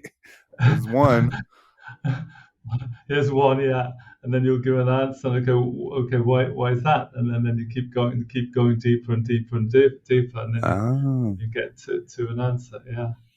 Oh, I like that. 5 whys. I mean, it sounds really stupid. I mean, it's like. No, I like it. It's like a kid, A kid always asking, "Hey, Daddy, why is this color?" And you go, "Oh, because that's the way they made it." Why did I make it like that? Because it's the heuristics. Why does the heuristics? They keep. It sounds a bit silly, but actually, it makes a lot of sense. So if you do it, then you can get down to the core of the understanding. Yeah. Oh yeah. The source of knowledge for that young person, right? Yeah. That's so fun. All right, let's go to the next question. So Vietnamese people are known for their warmth and hospitality. This is true. I've counted it many times all throughout the country. Could you share a heartwarming encounter or interaction you've had with locals? Oh, yeah. I mean, it happens a lot, but I really felt it this one time that I was going to go out one day just for a bike ride just by myself, and I was going to go to it was about 100 kilometers away I was going to. Anyway, I went in the wrong direction on the highway, and went down to Mỹ Tho instead of going to Dine In, which is in the opposite direction. Anyway, I got down there, and when I got to Mỹ Tho, it started. It was thunder and rain. It was just amazing. So no one spoke any English there, and I was totally lost. And so I just thought, okay, I'll just hang out here and see where all the motorbikes are going, just follow the flow. So I followed the flow and got back to Saigon. But you don't know where to turn off when you get to Saigon. So I stopped in some district. I know what it was. That was District 12, right? And I was just totally lost. I just had no idea. And I was going around and asking people. And no one could speak. I couldn't speak Vietnamese. And it was pouring down with rain. And eventually went into a pharmacy and spoke to them. And there was a woman that could speak some English. And there was a kid behind me. I don't know, maybe 18 or 19 years old. I knew my way from the airport, how to get back home from the airport. So he offered just follow me. So he got on his motorbike in this rain. I mean, it was just, this rain was absolutely terrible, but and he didn't have a raincoat or anything. And I just followed him for about, I don't know, 20, 25 minutes. And then we got onto, and I know it's Gonghua Street now, and he just pointed just down that way. And I was just, wow, he would go out in this cold, wet rain, go like 20, 30 minutes ride to show me directions. I offered to pay him some money for what he was doing, and he just refused. He said no, and then just went back home again. And I was so thankful for him because I was so lost. I was wet, cold, had been out all day, and got home, and he didn't want anything for it. It was, just someone from the street. And I felt really grateful, and that was showed really a lot of how the character is. 95% of the people here are really, really helpful. Man, so yeah. true. So Yeah. true. That happened to me when I was in Hoi An, and I was trying to get back to Da Nang because I was in Da Nang, and I drove down to Hoi An for the night, a couple nights, and I was lost. I couldn't find the big freeway. And to Da Nang, you got lost. Yeah, from Hoi An. Man, I got lost there a lot. As I didn't have a phone, I didn't have any 3G phone or anything. I just had to go off screenshots, and I was just like lost, bro. And this lady, this girl, this woman, this person, just like, hey, I'm gonna go. I'm not going that way, but I'll go that way. It's like 10 minutes out of my way, or something like that. But I'll show you where the big road is. And she just had got off work and stuff, and she just drove me to the big road. Yeah. I was like, oh, let me give you some money. She's like, no, it's cool. It's cool. Don't worry about it. Yeah. Yeah. And exactly. just boom, I was there. Yeah. Right. People invited me into their home in Hoi An too when I was lost in the hot sun. Yeah. I was like hungover and just like driving aimlessly, and I pulled over at this lemonade stand, and they're like, what are you doing? I was like, I don't know, I'm lost. And they didn't speak. They're like, it's too hot, here, come sleep on the couch. And they let me sleep on their couch. They said, oh, you like chicken? They went and got me some Kom Ga Hoi An, and I just chilled with them till like the sun was a little lower. Yeah, man, it's unbelievable. They let me take a nap in their house and everything. I was like, what? This is unbelievable. Yeah, man, they're super cool, man. Yeah. Very hospitable, Yeah. That's not happening back home. All right. Not at all. I want to. Anyone that offered you in to do that, you'd say no. There's something fishy about this. No, exactly, dude. Yeah. It was crazy. So I love it. That's another reason. And yeah, it's super safe here. You can trust pretty much anybody. Okay. Vietnam is famous for its breathtaking landscapes. Have you ever had any memorable adventures or experiences exploring the country? Well, I haven't been to any place that's really sort of breathtaking. I mean, I come from Iceland, so so it's like okay, let's. I mean, it is beautiful and everything like that, but I can remember one experience that's really will stick out for me, both for the place and for the journey there, and for the people that were there as well. And I used to be in a tennis club with just Vietnamese people and played tennis on Sunday. So about once a year, they rented a minibus and went somewhere. So I went with them, and they picked us up, went around this town and picked us all up. It was about 8 of us. and we went down to Mekong Delta near somewhere near Rakia. And so we got there early in the morning, started drinking. As soon as we got to like some fur place, got out the bus, got to a restaurant, then all the beer cans came out and everyone was drinking for a couple of hours. Then we got on a fishing boat. The fishing boats, they're built so you can crawl into them, but it's about, I don't know, 1 meter high where you can sit inside of them. And this was a boat. So we all got in and it went out to sea into the Thai Bay. And we just had to lay there. We couldn't do anything. And I didn't know how long we were going to be out at sea, but it was a couple of hours because the place that we was going to was an island. And there wasn't any ferries or boats that go, but it was just fishing boats that would just pick people up and take them back. And we got to the island, and it was basically just a footpath that went all the way around the island. And there wasn't any hotels or any nyangi or anything like that. It was just hammocks along the pathway.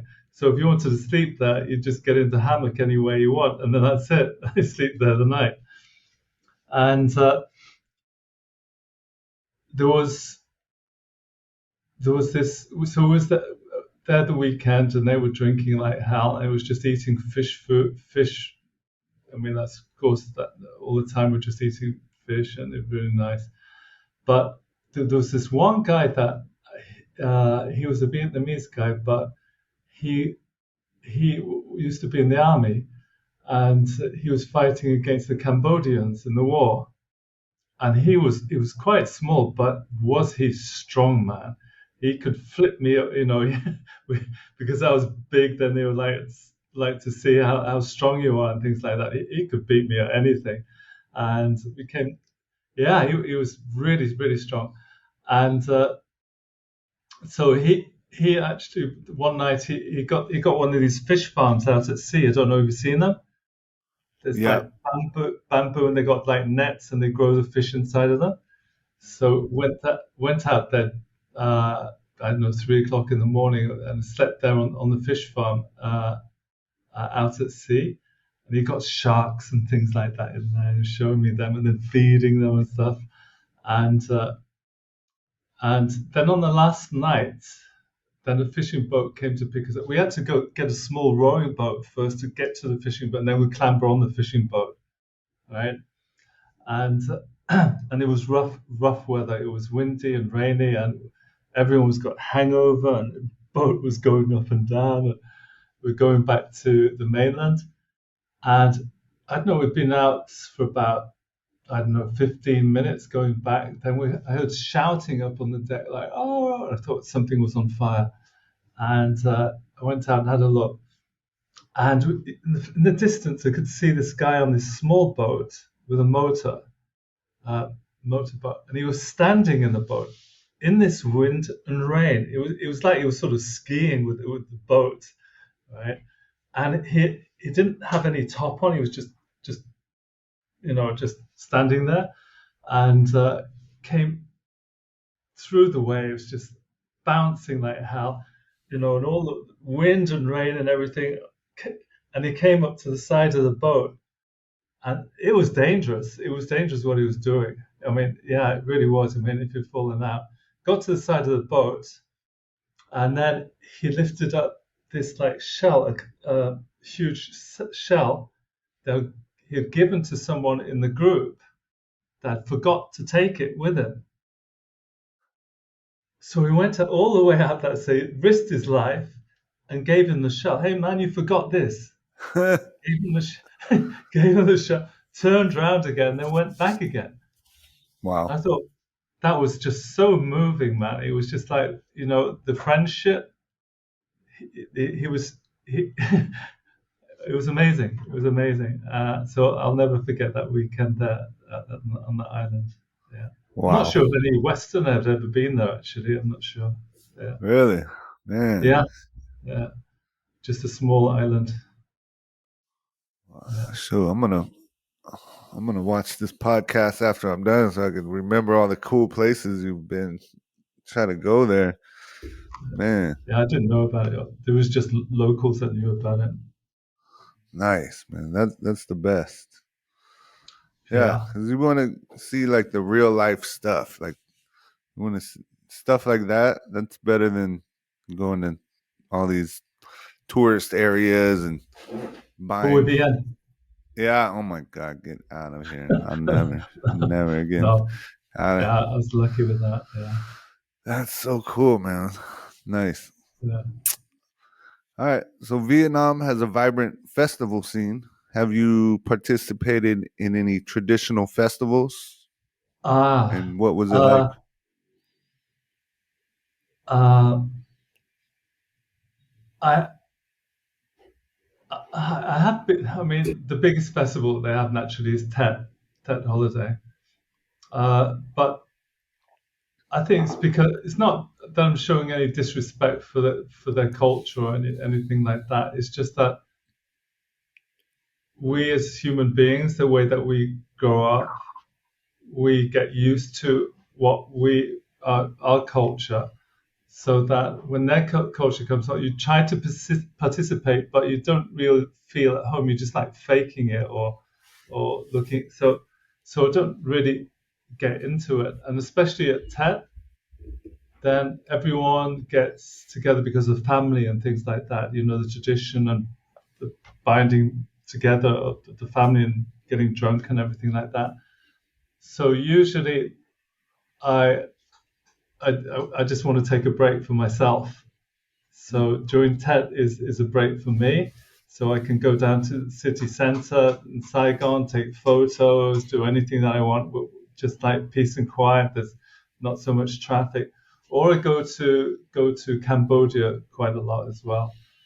Go to Koh Rong and spend time there just by myself. It's a week just of unplugged and lights out at 9 o'clock in the evening and just by yourself. And and also it's really good at Tet because it's a new moon, so it's completely black. And when you're on island and there's no light pollution and it's away from the mainland, oh my God, you can see the stars so well. Wow. It's like the Milky Way. And if you're lucky, you get like biofluorescent plankton there as well. Yeah. So you go swimming in the sea naked and you just feel part of nature. It's like my time out. So that's what I like doing at Tet, is just to get away and be by myself. Yeah. Nice, man. You got that down, man. Get away from all the hustle and bustle. Yeah. Unplug. That's right. Nice. Downtime. Cool. All right. So have you tried do you like Vietnamese coffee? I'm just having some cacao now, homemade cacao. I do actually. I mean, coffee is like, what the best coffee is in the world? Brazilian? Colombian? No. Vietnamese? No. It's Iceland. whatever you think. It's whatever you think is best. Yeah, exactly. It's whatever you think is that's the best coffee in the world. It's just individual. Mm-hmm. It's an acquired taste, right? Mm-hmm. Mm-hmm. So you can get a coffee that you like, and otherwise someone else is just like, shit, I wouldn't touch that. It's an acquired taste that you just like for yourself, and once you got that taste, then you like it, and you just want to try and get that taste again. So usually, if I make coffee, I make it myself at home, and then, I mean, it's very bitter, the coffee, and it takes some time to get used to it. But for me, it's like if you put the sure, the condensed milk, you just get that right with it. I got it. Yeah, this is like it. So that's my coffee. Yeah, it's an acquired taste. Yeah. Yeah, yeah, it's a culture. There's like I never made coffee back home. I would get like drip coffee if I'm working, Oh yeah, or I'd get like coffee and donuts, if I'm driving. But here I'll make my own coffee. Um, you got that little right. metal thing you put on top and you Yeah, just pour the water in, you put the yeah, yeah. And then I love it how it's just like you have a coffee shop, you're driving around town and that's like a break. People just go there to get out of the sun, drink some nice iced coffee, and then they give you iced tea with the coffee. Spend like $1.50 on a cup of coffee to give you a nice seat. And it's just like a culture thing. You just sit there, relax, and sip your coffee, read yeah, your book, or flip through your phone. And like, yeah, when people need yeah, to kill time, they don't just. You're not gonna stand on the street corner. It's too hot. You find a little coffee shop in the shade and sit there, watch the traffic go by. I love it. Yeah. yeah, exactly. Yeah. Oh, I used to sell coffee for about 10 years. We used to import it from different countries around the world.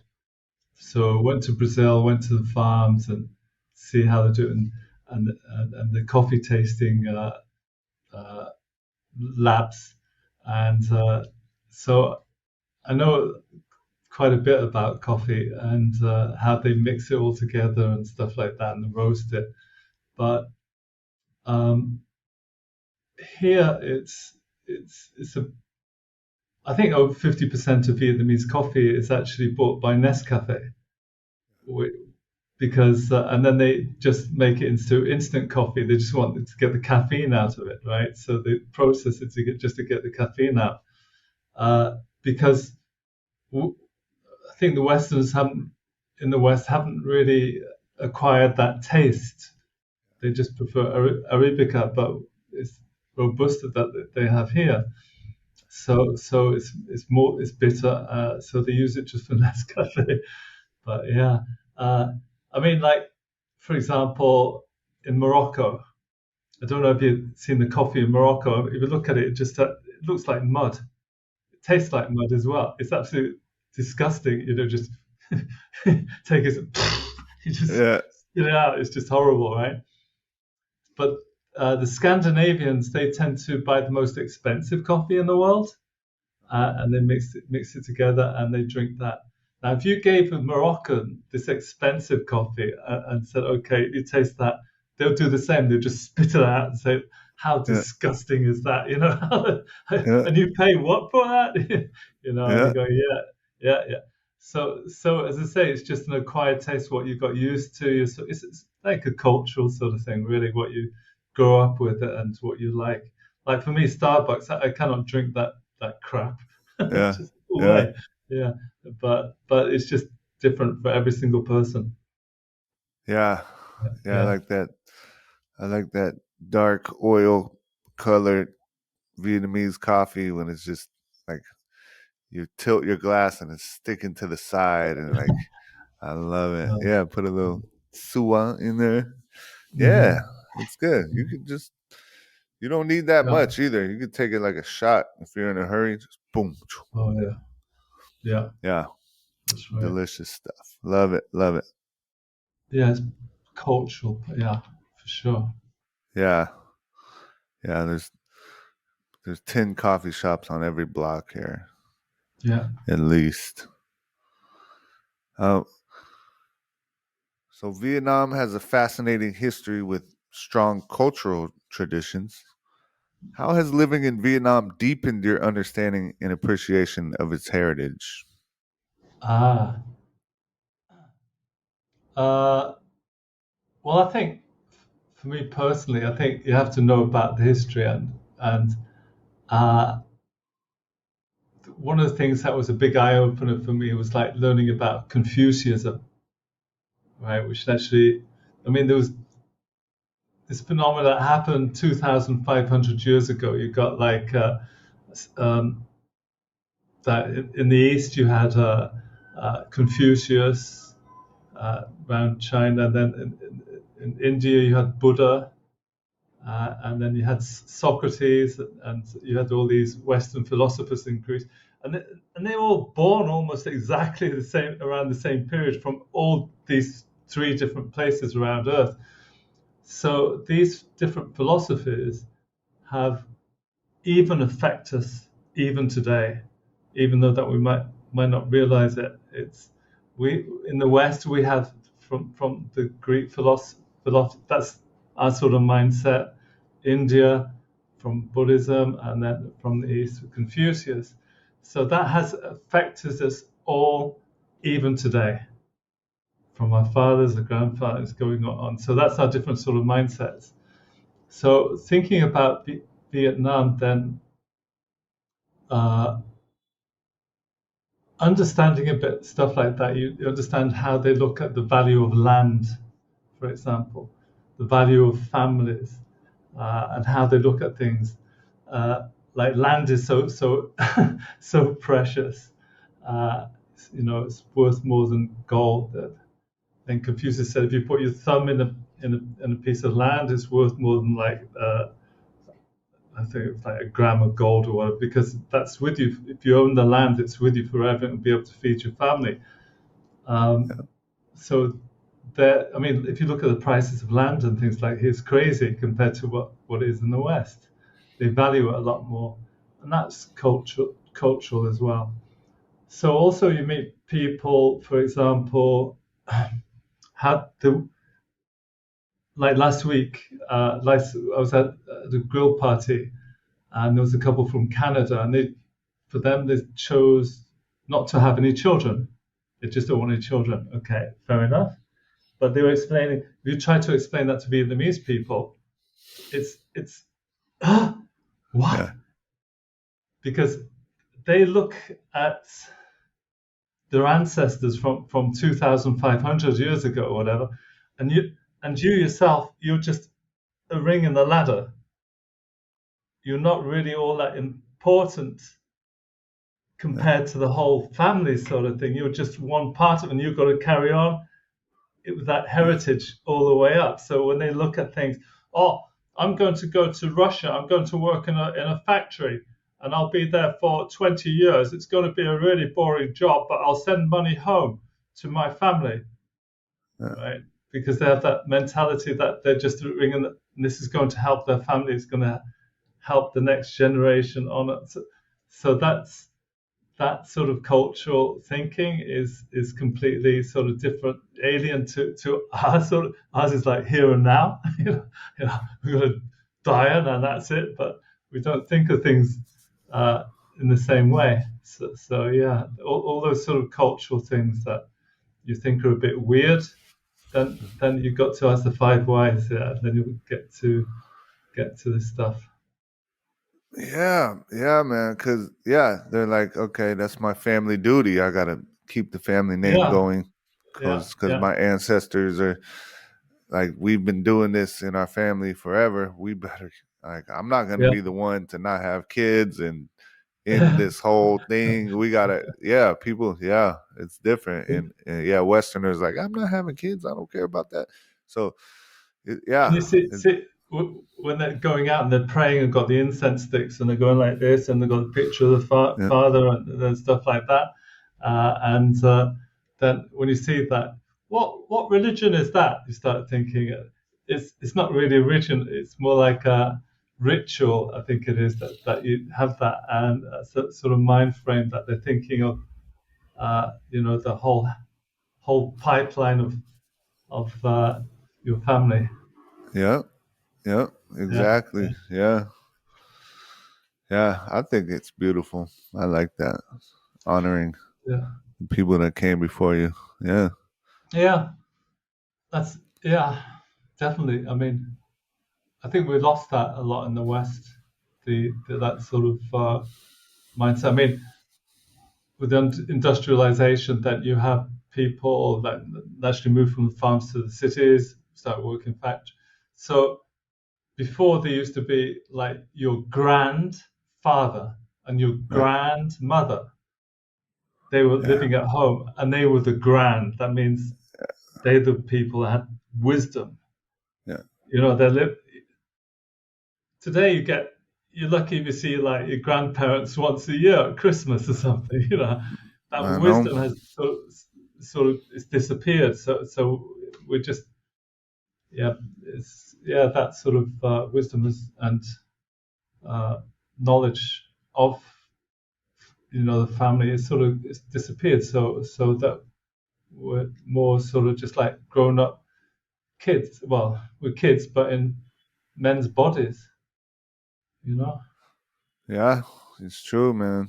Or the other way around. Yeah, with I women. tell people that a lot. They have the best wisdom. The most time you can spend with your grandparents, the better. Like, Yeah, exactly. Yeah. yeah. That's why they call it grand, They are grand. Mm-hmm. That's your grandma, okay? That's grandma, okay? Yeah. She taught your mom everything that she knows, so she's gonna be. She's got the original knowledge. Yes. And she learned that from her mother and Yeah. her grandmother, but now it's just cut off, Yeah, now you learn everything from YouTube or TV or internet. Like, oh no, the internet says this. No, well, Or school, just because the internet says it. university. Yeah, Yeah. yeah, Yeah. yeah. Back in the day, you could. Grandma had the remedy for everything. What did you have? You had a sore stomach. Grandma would give you some magic remedy, and she wouldn't have to look at any books or anything. Yeah. Just wisdom in life, Yeah. You got to respect the elders and learn from them for sure. Which I think that they do have more of that in Vietnam than they do in the West. So in many ways, they are sort of wiser in the long run. So yeah. Yeah, it's true, man. Yeah, you gotta get that knowledge, pass it down, Right. pass it down to the kids, and then they are definitely better off with that knowledge. Yeah. Sure. Because it's just like someone who's lived on the earth for 75 years. They've seen a lot of stuff, and they know how to deal with pretty much every situation that you've been in. If you're 25 years old or however old you are, they're like, oh yeah, seen that before. This is how you deal with it. It's just you can get that off some internet forum or something, but no, grandma knows best. It's this sort of intrinsic knowledge that you just, and because it's someone that you love and that, then they'll set you on your right track on the way. But yeah, so there's a bit of a divide between the young generation and the older one today. Yeah. Man, so true. So true. Okay. So as an expat in Vietnam, what advice would you give to someone considering a similar move to the country? What advice do you have for people that might want to move to Vietnam? Yeah. Well, I think this probably connects also because I'm a UX designer now. So what I'm trying to do is almost like this. Is like trying to adapt people to Vietnam. So the thing that I'm sort of looking at the moment, I mean, I've been doing interviews with people, trying to find what big problems are. Now, culture is such a big thing, right? It's this is what makes us human, is culture. If we're drinking coffee, if we're taking a podcast now, anything, everything's about culture. So nothing's going to really prepare you if you're coming here for that. So what I would like to think would probably be good is if you could get a connection to someone that's, before you come here, a personal connection to someone that is actually living here that can advise someone that's coming here, right? Before what paperwork you got to do, where you can live, what sort of where you can hang out, and if you could actually get on a personal level with someone like that. So it's a bit like a mentorship. Yeah. So also, once you arrived here, then you find two mentors actually.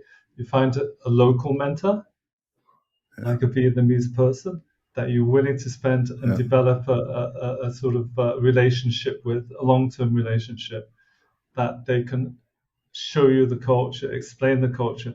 So it could be also like a language thing. So you're both practicing Vietnamese, learning from each other and the cultural thing.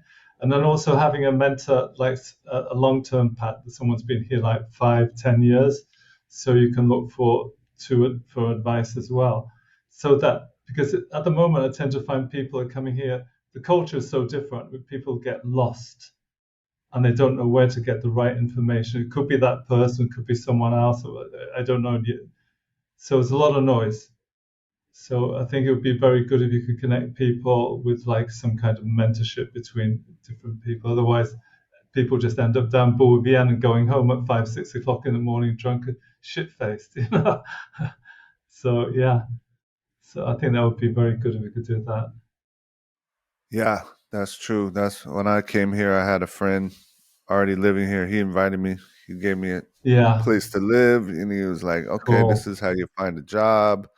Okay, Yeah, this is where, this is where you go. This is where you don't go.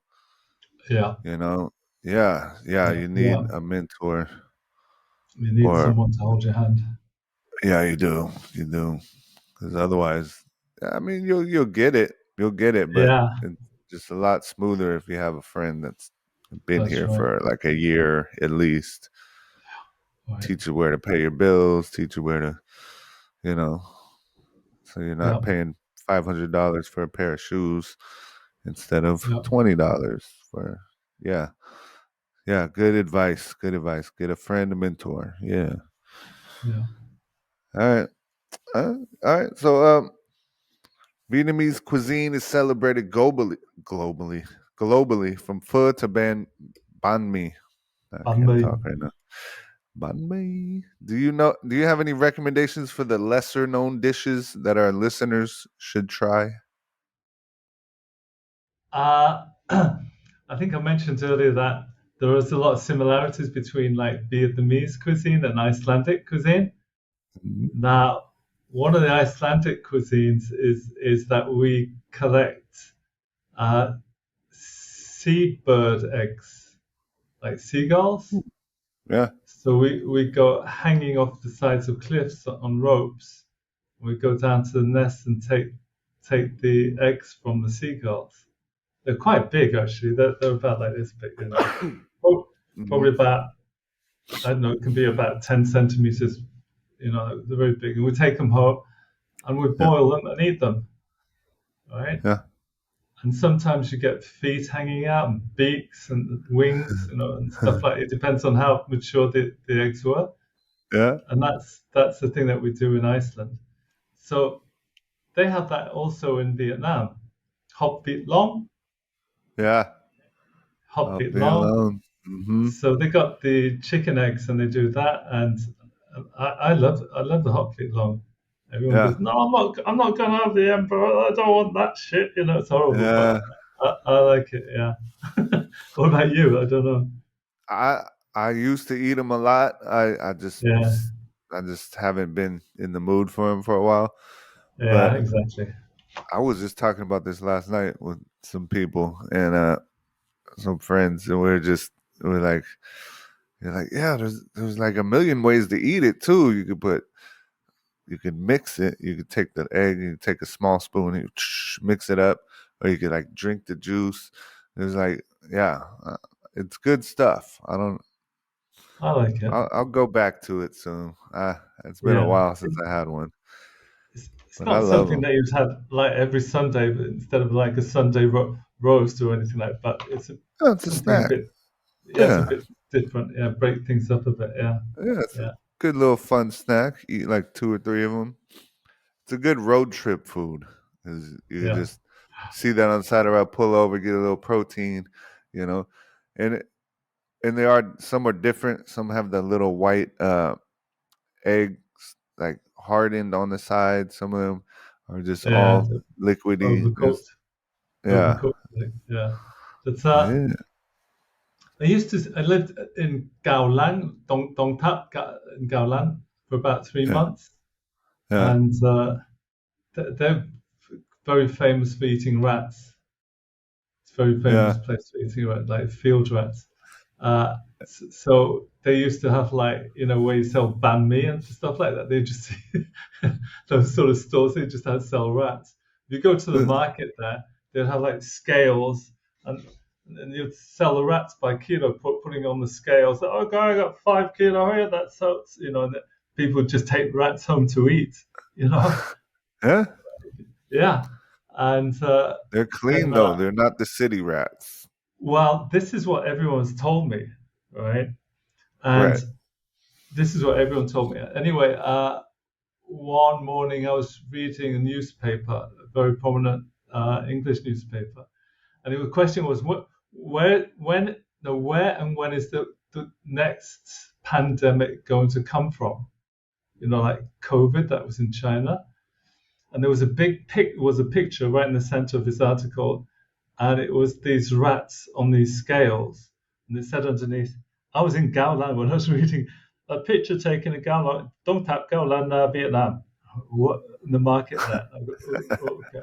And I was just up the road, and then it was just a big article about this pandemic, and because everyone knew there was going to be something that's going to come along, like a plague or something, but where is it going to come from? So they're speculating about it. So one night I just couldn't sleep. I went out onto the balcony, and I heard this like motorbike, but going really slow. It's down the road. Everyone goes to sleep like 8 or 9 o'clock in Garland. It's like dark and shit, but they did have these street lights. But I heard this motorbike going really slow, and then I saw in front of the motorbike, as he was walking up the street, this guy with a flashlight that was on his head. So he Hmm. moved his head and he got the light going in. And he had this long, thin stick. Yeah. So slowly came out. I was really interested. What the hell are they doing? But this guy with a stick, pointy stick, he was going up to the drains, the big drains, and he looked into the drain, and he went whip. The rat come flying out, and he was just dead on the street. And the guy on the motorbike had a big plastic bag. He used to follow him and just pick the rat up and put the rat in the bag and then just keep on going. They went up the whole street, like going to all the drains, picking a rat, putting in the bags. All right. Holy damn, And that's I I was don't thinking know these that. are just, yeah, these are like these are like field rats, that they're eating. But Yeah, after I saw that, I'm going, oh my God. And I saw this article in the paper as well. So yeah.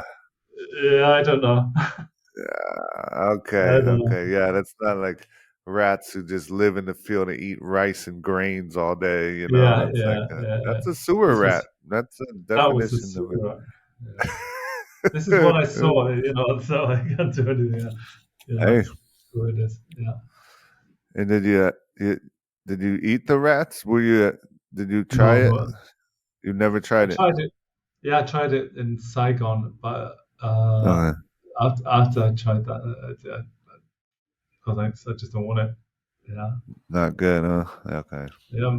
Up for I haven't tried that yet. just purely for Tried a taste. lot of stuff. Yeah. No, I don't want that. I've Yeah. tried dog, but I've never tried rat. Yeah. Have you gone down that road? The dog? Oh, dog. Yeah. When I lived in Thailand, I think I mentioned before, a good friend was a doctor, and he Uh-huh. had a big family. So every Sunday, the whole family used to get together. They had a big place, huge place. So I always went every Sunday with the family, uh, play table tennis, and they'd always had dog on Sundays. Yeah. So I ate dog with them on Sundays every Sunday for about a year. Yeah. Yeah. Okay. So yeah, but I didn't like it. But I was just doing it just to eat it, just to just be part of the culture. It wasn't particularly nice, Yes. but it's just what I did. Yeah. Same with me. I They offered it. They're like, "Well, we're gonna get dog." I was like, "No, thanks." They're like, "You have to eat it one Yeah. time." I was like, "All right." And This is a whole. Yeah. it tasted like golden retriever, and in my mind, I was like, "No," but I sure Yeah. as hell The tasted dog that. wasn't actually the worst thing. They had this No. sauce. No, this is a family that came from the north, Uh huh. and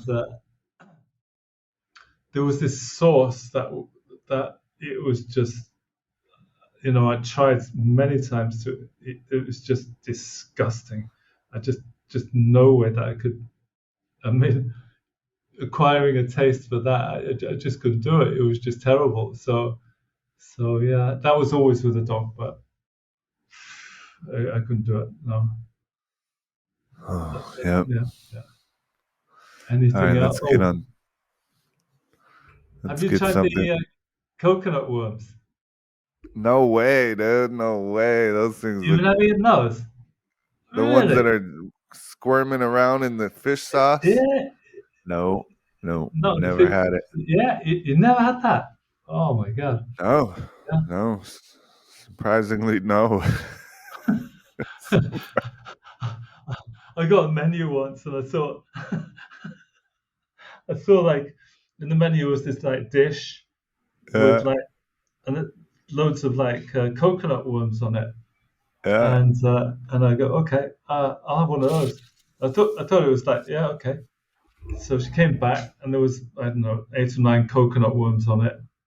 And I was just tasted like peanuts. It was, but coconut taste. But they fried them first. They weren't alive.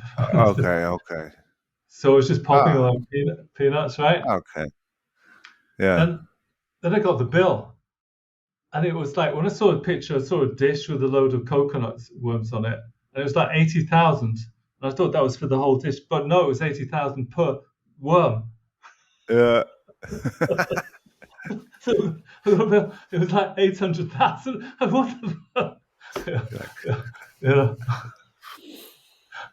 Slick. Yeah. Yeah, Yeah. that's a lot. Yeah, but you didn't. I mean, okay, a fried one, I could do that. No, no squeamish. But shoot, a No. live one. That's in Yeah. my nightmares, man. Yeah. A, a Swallow one of live those alive. white. It's Swallow. like white and looks like the Michelin Man. It's all like, No, it looks like your oh, penis when you're in nice cold water. You jump in the yeah, sea, it just yeah, shrivels up. yeah. It's just a foreskin shriveled up. Now I'm That's it. definitely not eating it. No, no, sir. Smells Yeah, like it. those things. Yeah, they do.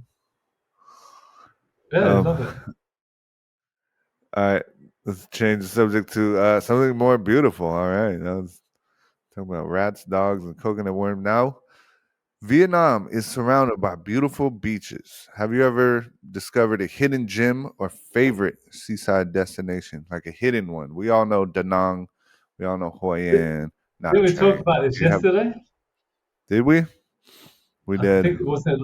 I think it was about my favorite place was Thailand. I mean, Vũng Tàu, Yeah. and Oh, yeah. We did talk about this. and then the hidden gem was in that water park in Thailand. Yes. I think. Yes. Okay. We did I talk think you about can that. clip that one out. No, I'm keeping. I never clip anything on my Oh, podcast. It's all really? natural. Oh, It's all natural, oh baby. my God. All the sneezes, Yeah. burps, or whatever. We keep it. Swearing. Swearing. Yep, that's in there. Yep. All right, let's see. All right, we'll skip that one. What did the culture? Let's see. We'll go down to this one. Vietnam has a fascinating blend of traditional and modern architecture. Is there a particular building or landmark that stands out to you? Did we talk about this yesterday as well? I'm not sure. Talking about the Maybe. Bitexco Tower Yeah. and with Okay. the heliport, using that for bungee jumping for tourists instead of like Yeah. helicopters. Okay. Yeah. All right. We talked about that already. All right. Here we go.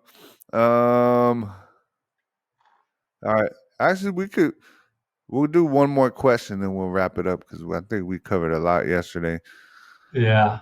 that I think so, a forgot lot. because of damn Zoom. Okay. This will be the last question and we can wrap it up. Okay. Living abroad often leads to personal transformations. In what ways do you feel living in Vietnam has changed you as a person? Wow, that's a really good question. Mm.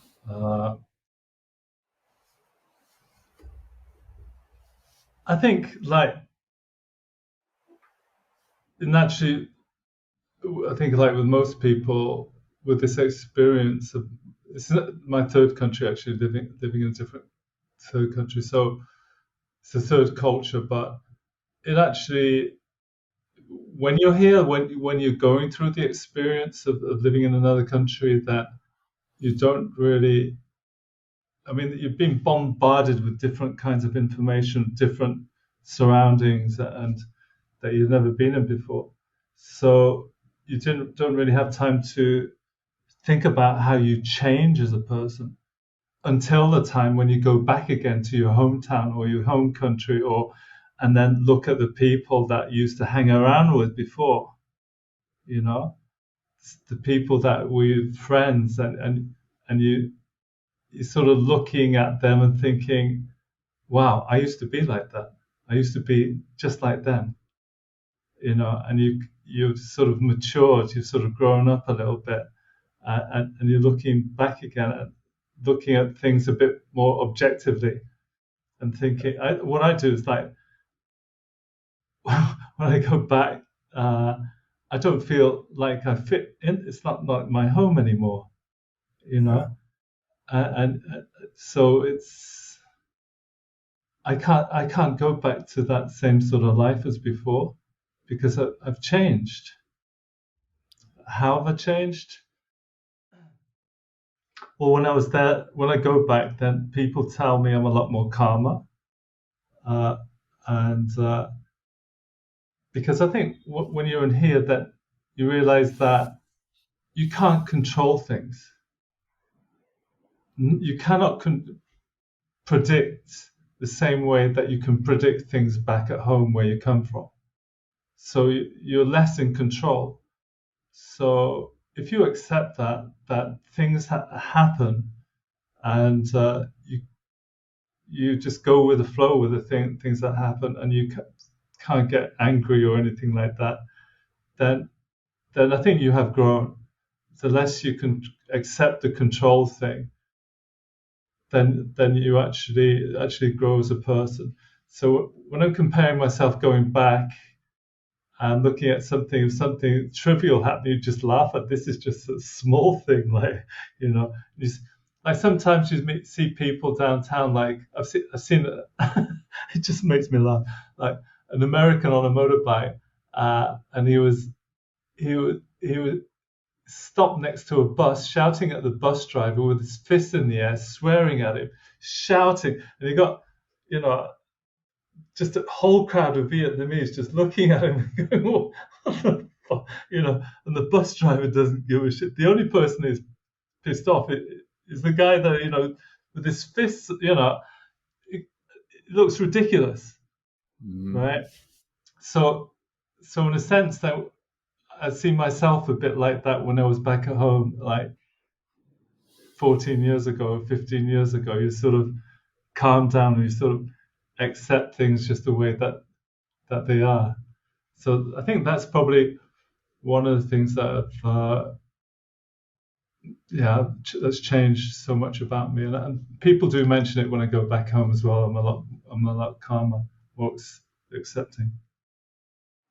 How about yourself? Yeah, dude, definitely patience. Me personally, patience. Yeah. Like I've learned how to be patient. Like someone cuts you off in traffic, you're just like, okay.